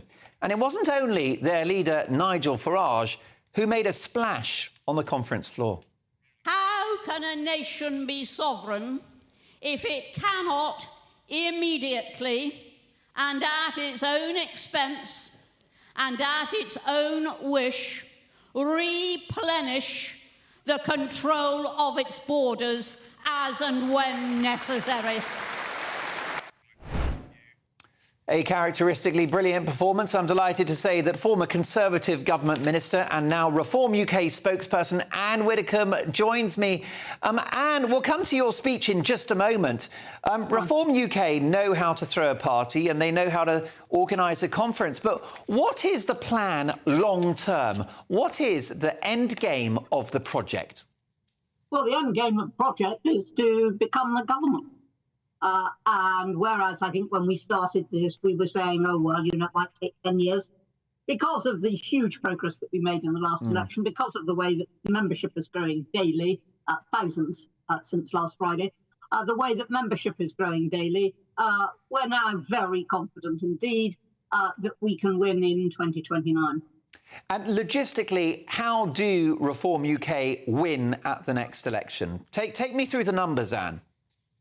Well, very straightforwardly, of course, we now have branches, constituency organisations, which this time last year we didn't have. You know, we're making that progress. We've got a constitution. We've become a party, and therefore we will have a huge fighting apparatus at the next election, an organised apparatus, which I think is very necessary. And we came second in something like 78 constituencies last time, in addition to those that we won. So we've already got a base now. All we've got to do is build on that. And I think there's only one thing we do. No clever stuff. We're just very straightforward. We're the only ones with the answer to immigration. We're the only ones with the answer to the collapse of the justice system. We're the only ones who actually believe in delivering the benefits of Brexit rather than smudging it and sucking up to the EU. You know, all these things are unique to Reform. That's the message we have to get over between now And the next election, no gimmicks, just give them the message. However, there is a key barrier to Reform UK winning the next election, and that is the existence of the Conservative Party. So how do you square that circle, Anne? Well, they weren't such a barrier last time, were they? We proved to be a nemesis for them. And I think that next time it will be very different indeed, because people have seen something which they didn't believe before. They've seen we can win seats. They've seen that we can actually get a higher share of the votes than the Lib Dems, for example. They've seen that we can come in with a third in the national share of votes. They've suddenly seen that we can do what we were always telling them we could do. And I think a lot of people will understand that had a few more of them had the courage to do what in excess of 4 million did, we would have even more seats. And if enough of them find the courage, we can win. We can actually do it. Every couple of 100 years, there's a quiet revolution in British politics. This is the time.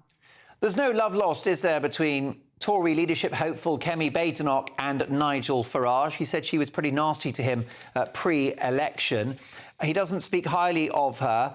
However, I think Robert Jenrick would be amenable to some kind of conversation with Nigel and Reform UK. So is Robert Jenrick somebody that Reform could do business with, do you think?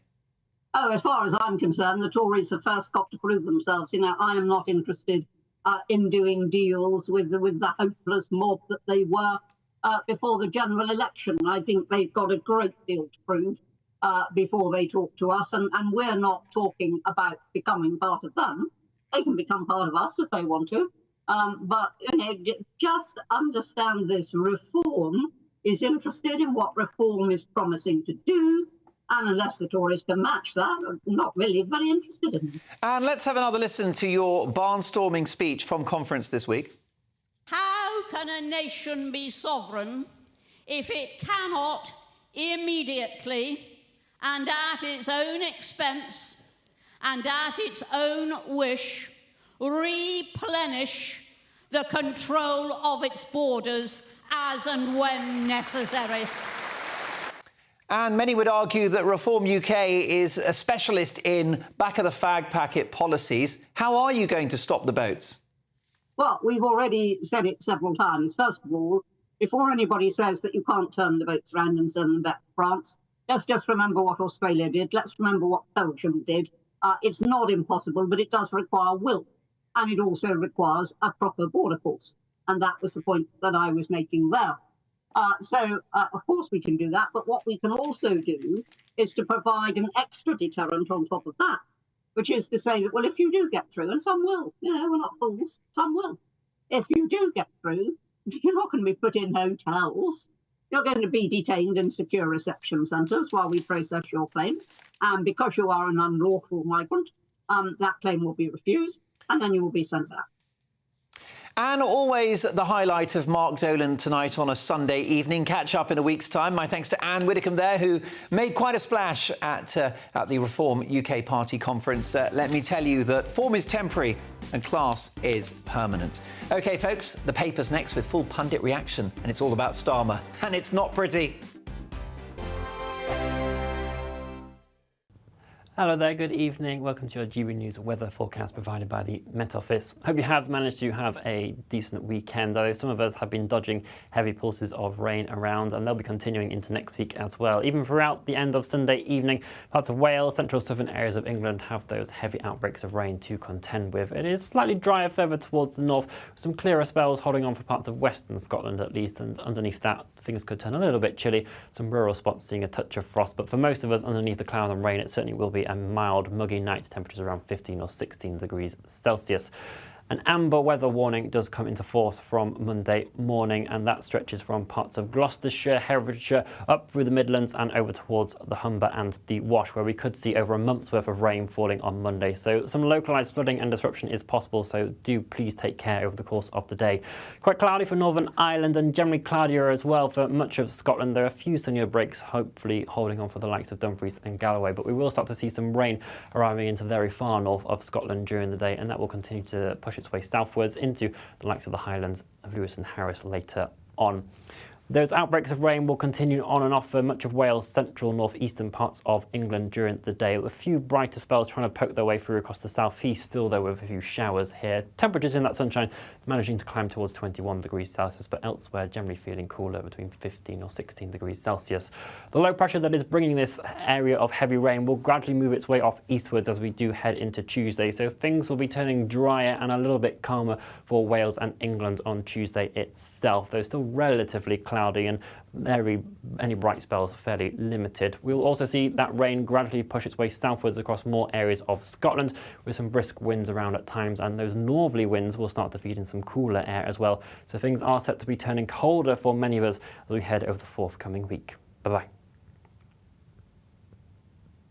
Join me, Camilla Tominey, for a frank and honest discussion with those in power that cuts through the spin and gets to the heart of the issues shaping our nation. You haven't confirmed that you want to stand as leader, but you haven't ruled it out either. This report basically says that he's not fit to stand trial. Is he indecisive?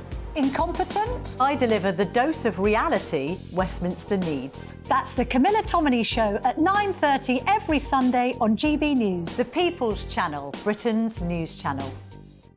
Hi there, I'm Michelle Dewberry and I'm going to take a second to tell you all about my show, Dubes & Co. We start off with the issues of the day. We then bring in both sides of the arguments. We get rid of the disrespect. And then you throw me into the mix. And trust me, I'll tell it exactly how it is. And then, of course, the magic ingredient, you at home. We mix it all together and what have we got, in my opinion, the best debate show in town. Monday to Friday, 6 till 7 on GB News, Britain's news channel.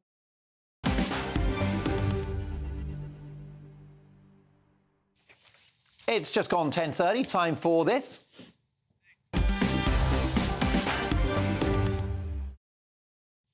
Tomorrow's front pages, and we start with The Guardian. Labour to investigate £600 million COVID contracts given under the Tories. Rachel Reeves will announce tomorrow that she's ordered investigations into more than £600 million worth of COVID contracts awarded under the Conservatives as Labour struggles to get on the front foot over questions of ethics.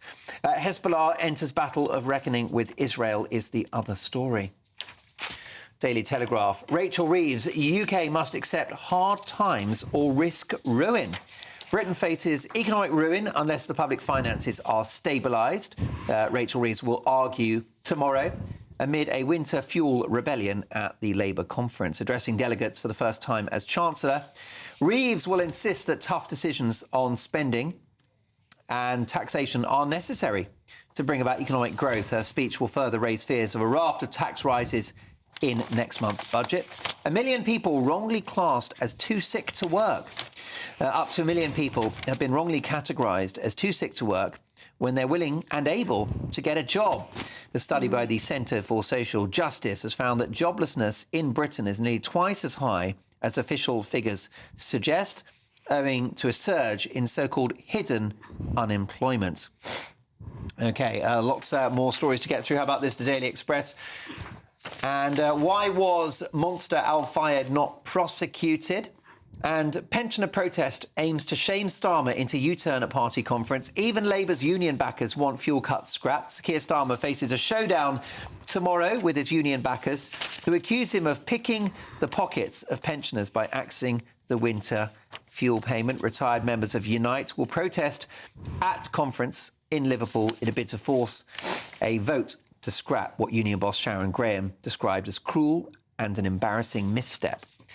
Newspaper. Reeves urged not to return to austerity as Labour faces winter fuel revolt. Metro. Sleaze row overshadows Starmer's victory parade. Red flags at Labour conference. That's quite a good headline, isn't it? I think you'll agree. Now Rayner defends herself as Freebies' anger keeps growing. And last but not least for now, Daily Star. Trump Mars colony. The future is orange. Make me president and I'll sort it with Musk. It'll be one small step for a man baby, another leap for mankind. Donald Trump says he'll colonise Mars with Musk if he becomes president. Oh, I love the Star. What a thought. I love the Star. I'd be the first to buy my tickets to relocate to another planet, because things are quite challenging here, aren't they? But luckily, on the planet, we do have my top pundits this evening. Linda Jubilee, Sir Michael Fabricant, no less, and Dr. Lisa Mackenzie. Lots of stories to sink our teeth into. And let's have a look at this one in the Daily Express. Even Labour's union backers, Linda Jubilee, want fuel cuts scrapped. Do you think that Starmer and Reeves are going to have to move on this pensioners issue? Yeah, that's quite difficult to say because they're very, very close, I think, to doing some kind of U-turn on this. But I do sense that their intransigence will stop them ultimately from doing it because they just won't want to give in. They won't want to send that signal. So I think at the end of the day, that removal of the winter fuel allowance will remain. Michael, why have they done it? They've done it because they feel that I think they've made the wrong judgment, to put it frankly. They've done it to pay for... Political mistake.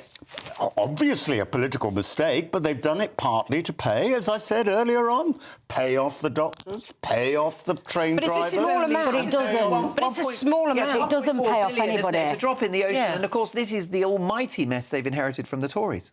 Oh, well, that's what they claim. But as I said earlier, you know, they've known exactly what the situation was. Well, Michael, the country's broke, isn't it? Why say it's not broke, as you quite rightly We have say? economic growth, but we have economic growth, and I think that's down to some excellent policies in the last 18 months. But what we have is a deficit, don't we? More is going up than comes in every month. The United States has got a huge deficit. France has got a deficit as a percentage of its GDP that is greater than that of the UK. So is Germany. Look, you know, COVID affected every country, but only the Labour Party is deciding that they're going to bring back austerity. And one of the reasons is Rachel Reeves, I often say this, is like Sharon White. Who's Sharon White? She was the lady who bust John Lewis and Waitrose and had to be got rid of. Normally she would have been in office for 10 years. She, in fact, was got rid of after 4 years. She and Rachel Reeves have a number of things in common. One of them is they chose to be civil servants.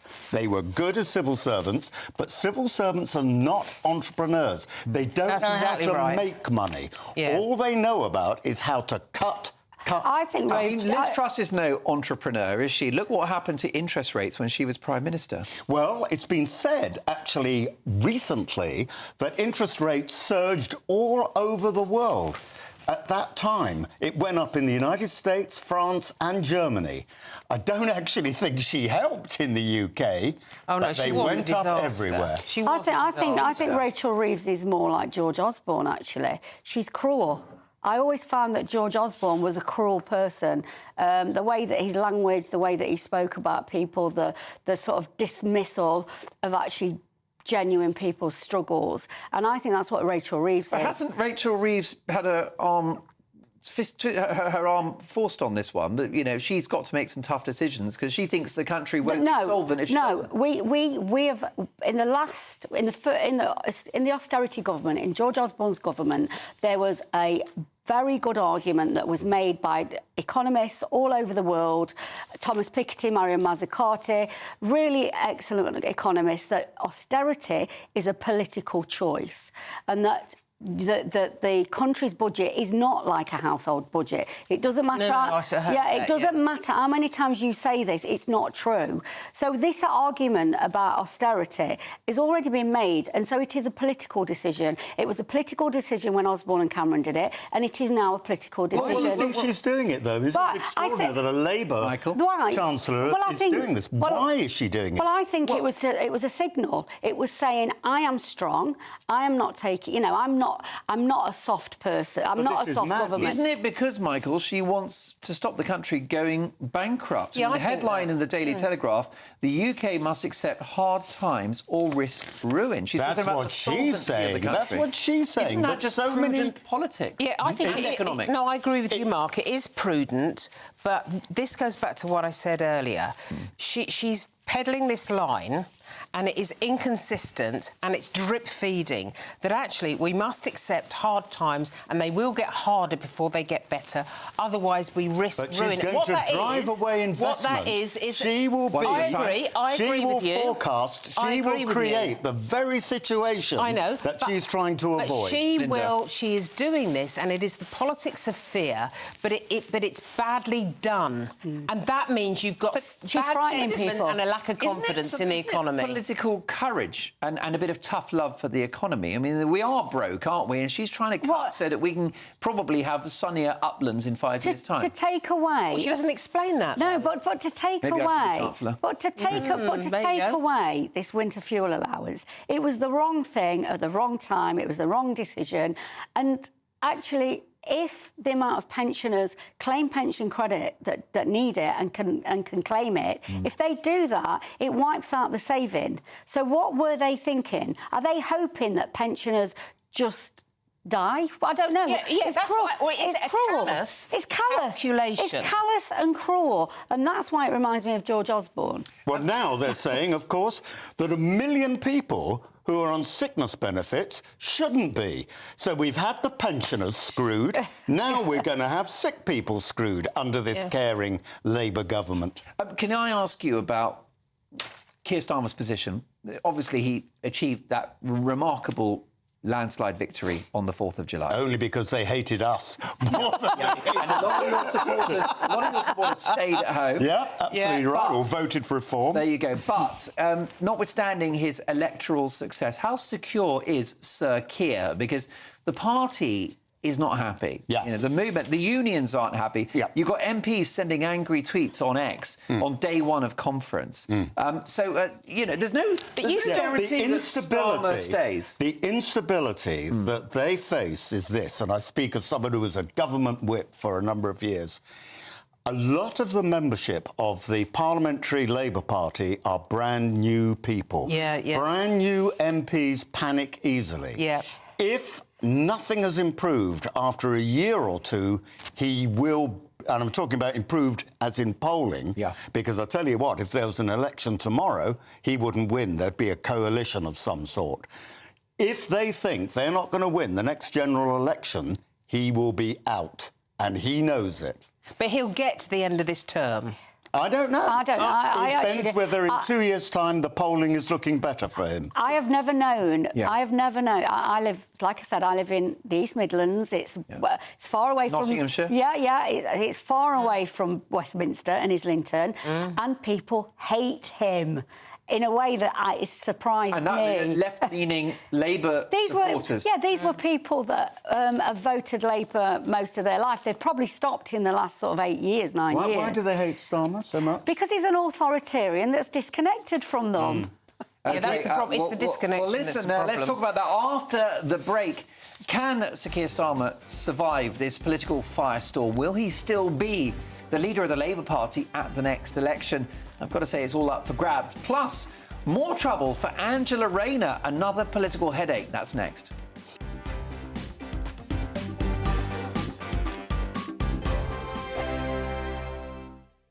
Sunday with Michael Portillo from 11, only on GB News.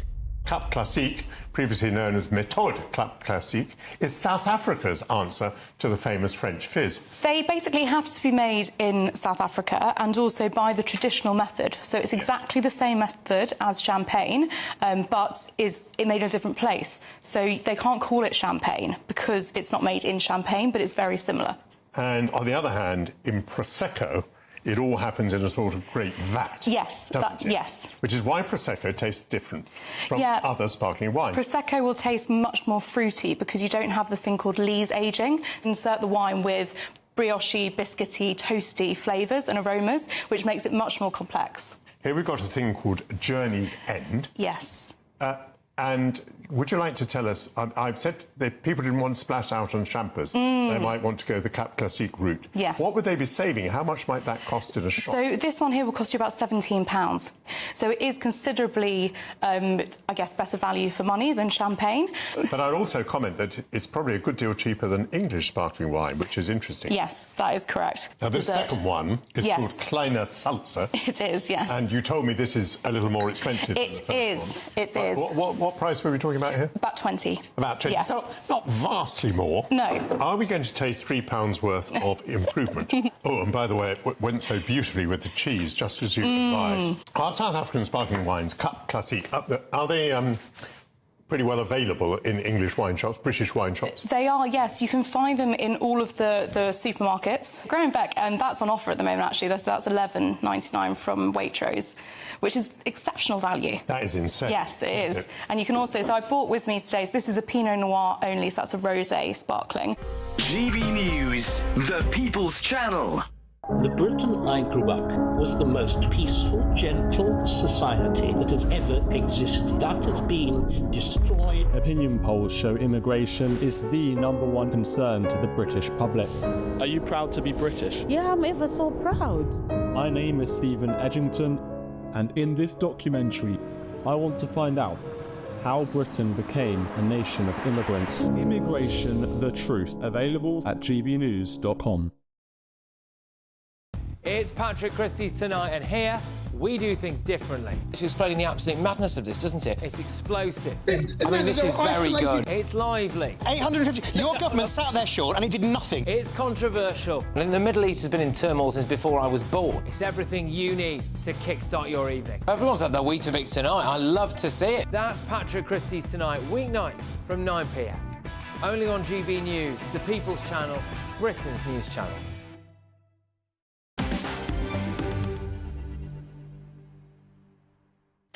OK, folks, more front pages, and we start with the Daily Mirror, and they lead with the following. Labour war on tax cheats. We will get your money back.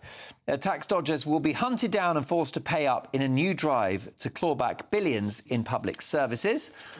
And Daily Mail, now Rayner hires £68,000 vanity photographer.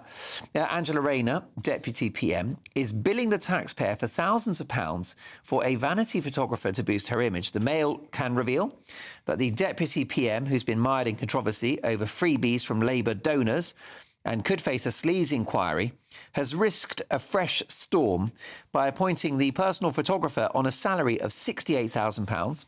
Although Downing Street has employed photographers to record the Prime Minister for some years, Miss Rayner is the first Deputy PM to be awarded her own photographer.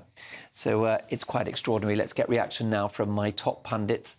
We've got the Linda Jubilee journalistic icon. We've got a fantastic former Tory MP, the wonderful Sir Michael Fabricant, and Dr. Lisa Mackenzie, academic and general intellectual. Well, look, your reaction to this, another bad headline for Angela Rayner and therefore the Prime Minister Keir Starmer. Lisa? Yes, and I just want to sort of be fair to Angela Rayner. I am not saying... the reason I am angry with her is because she has used this thing about being working class for a long time. She has ridden on that. She has been saying, I was a single mom, and she's done all... And actually, what she's doing now is she's behaving like Marie Antoinette. Yeah. And, and this, I can't get my head round, that, she's coming on the wave of being working class, and now sort of like, let them eat cake... where's my wardrobe? She wants to build more houses for working class people. She wants to level up. She wants to improve. Does she? So why mess it all up? These are all bona fide Labour policies, aren't they? Yeah, well, actually, what I've not heard from this is how they're going to do this. So she's saying that. I've seen some memes today on Twitter which says we're going to build houses. I've not seen any policies. I've not seen any laws going through. I've seen some memes, and I've seen Angela Rayner sort of standing there and trying to use her working class credentials, which actually is upsetting and annoying when I live in a community in an area where working class women are struggling. And what I cannot understand is why she's so unaware unself-aware. They that lack she can't emotional see. intelligence. That's right, Michael. They should do what I do and get my phone out and do a selfie. Yeah, well, that's it. I mean, actually, you broke the internet with a selfie the other day. James, if you get a second, see if you can jump on Michael's Twitter. Oh, God, I know what you're going to do. Do we have your permission to put it on national TV? You have my permission, There you go. So jump on Michael's Twitter and you'll find a very attractive photograph of Michael on holiday. But Linda, she's just not self-aware. She cannot see how bad this looks. And even if people around her say, well, it doesn't matter how bad it looks, because that's just, you know, the facade, if you like. That's just the comms. But perception is everything in politics. And I cannot understand why someone, and this goes back for weeks now, dancing in an Ibiza nightclub, just as the Prime Minister says, we all have to have it tough for years and years until it gets better. She's entitled to a holiday. No, I mean, we're all no entitled one to a holiday. disagrees with that. But what about your emotional intelligence? What about your grasp of timing? And what about your judgment when it comes to how you are being perceived by the voter? Yeah, I mean, this figure, I find it quite unreal. £68,000 a year for your own personal photographer. I genuinely can't believe my eyes. This might be the worst of the sleaze allegations so far, Lisa. Again, what it is, it's trivial, but it's trivial and decadent at the same. Yeah, it's trivial and decadent. Let them eat cake. You know what? You know, she's not spending. You know, she's not spending money on perhaps researchers or whatever. No. It's photographers and clothes. Well, she says she's spending money on office supplies, but we now know that to be clothes. And, you know, the office supplies, in inverted commas, at least was given by a private person. Yeah, this is our money. This is coming out of our money. Michael, you were in the House of Commons for a long time. 32 years. Well, that's exactly right. So you've seen administrations come and go. Is this just teething problems? Tomorrow's fish and chip paper, and eventually we'll all move on. This is what Labour MPs are hoping. It's just that. But I don't think it is. No. I think that the Prime Minister, I think Angela Rayner, lack judgment.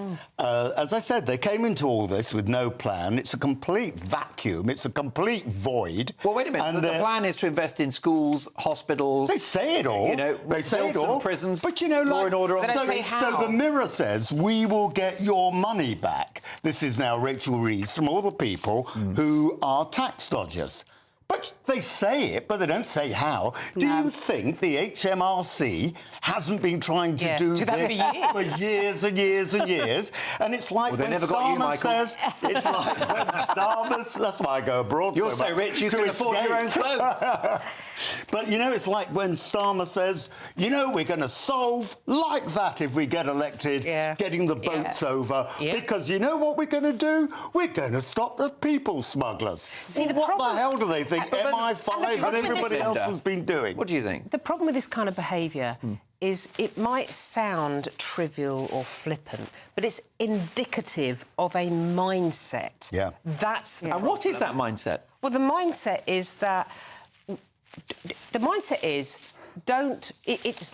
it's do as I say, not as I do. Or now we're in power, let's take advantage of it all. Is there an element to which Labour have been out of power for over a decade, and that they just need to get back into the groove of government, and that they'll iron out these issues over time, Lisa? That's their job. They've been sat on the other benches. Clearly, have they not been learning anything? Apparently, they've been out in the communities talking to people, finding out about the Emirates Stadium, enjoying the all-inclusive. Yeah, I mean, that was quite funny, actually. I saw somebody on Twitter saying that with Keir Starmer, he's frightened to be in the Emirates Stadium, and he's like, what's going to happen? Is he going to be gotten by graphic designers?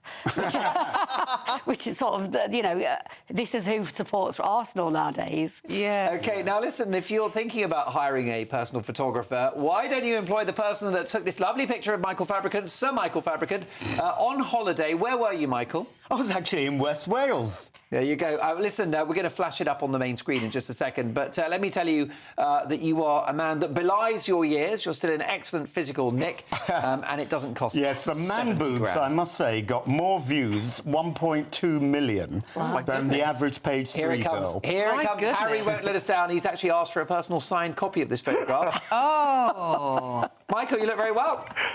Oh, God. What a view, and I'm not talking about the mountains. I'm going to get a sports bra. Don't do yourself down. Gorgeous figure. David Gandy, eat your heart out. Can I thank my amazing partner tonight? First of all, I think you'll agree, a 5-star debut from Sir Michael Fabricant. So, Michael, do come back down. Well, you know you're still keeping it real up in Lichfield because you still love your ex-constituents. Yeah, I'm living there. Lisa, always a joy. Fabulous. Linda as well. The one and only Linda Jubilee. Folks, I'm back on Friday at 8 p.m. Keep it GB News. Breakfast, of course. Eamon is back tomorrow. Don't miss it. Headliners is next. That warm feeling inside from Boxed Boilers, sponsors of weather on GB News. Hello there, good evening. Welcome to your GB News weather forecast provided by the Met Office. Hope you have managed to have a decent weekend, though some of us have been dodging heavy pulses of rain around, and they'll be continuing into next week as well. Even throughout the end of Sunday evening, parts of Wales, central southern areas of England have those heavy outbreaks of rain to contend with. It is slightly drier further towards the north, with some clearer spells holding on for parts of western Scotland at least, and underneath that things could turn a little bit chilly. Some rural spots seeing a touch of frost, but for most of us underneath the cloud and rain, it certainly will be a mild, muggy night, temperatures around 15 or 16 degrees Celsius. An amber weather warning does come into force from Monday morning, and that stretches from parts of Gloucestershire, Herefordshire, up through the Midlands and over towards the Humber and the Wash, where we could see over a month's worth of rain falling on Monday. So some localised flooding and disruption is possible, so do please take care over the course of the day. Quite cloudy for Northern Ireland and generally cloudier as well for much of Scotland. There are a few sunnier breaks, hopefully holding on for the likes of Dumfries and Galloway, but we will start to see some rain arriving into the very far north of Scotland during the day, and that will continue to push its way southwards into the likes of the Highlands of Lewis and Harris later on. Those outbreaks of rain will continue on and off for much of Wales, central, northeastern parts of England during the day. A few brighter spells trying to poke their way through across the southeast, still though with a few showers here. Temperatures in that sunshine managing to climb towards 21 degrees Celsius, but elsewhere generally feeling cooler between 15 or 16 degrees Celsius. The low pressure that is bringing this area of heavy rain will gradually move its way off eastwards as we do head into Tuesday, so things will be turning drier and a little bit calmer for Wales and England on Tuesday itself, though still relatively cloudy and any bright spells are fairly limited. We'll also see that rain gradually push its way southwards across more areas of Scotland, with some brisk winds around at times, and those northerly winds will start to feed in some cooler air as well. So things are set to be turning colder for many of us as we head over the forthcoming week. Bye-bye. Looks like things are heating up. Boxed Boilers, sponsors of weather on GB News.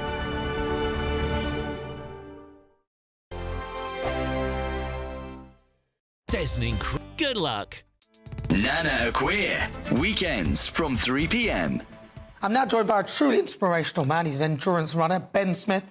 401 marathons in just 401 days for mental health and well-being. He was spurned on after being bullied as a child, was able to raise a whopping £250,000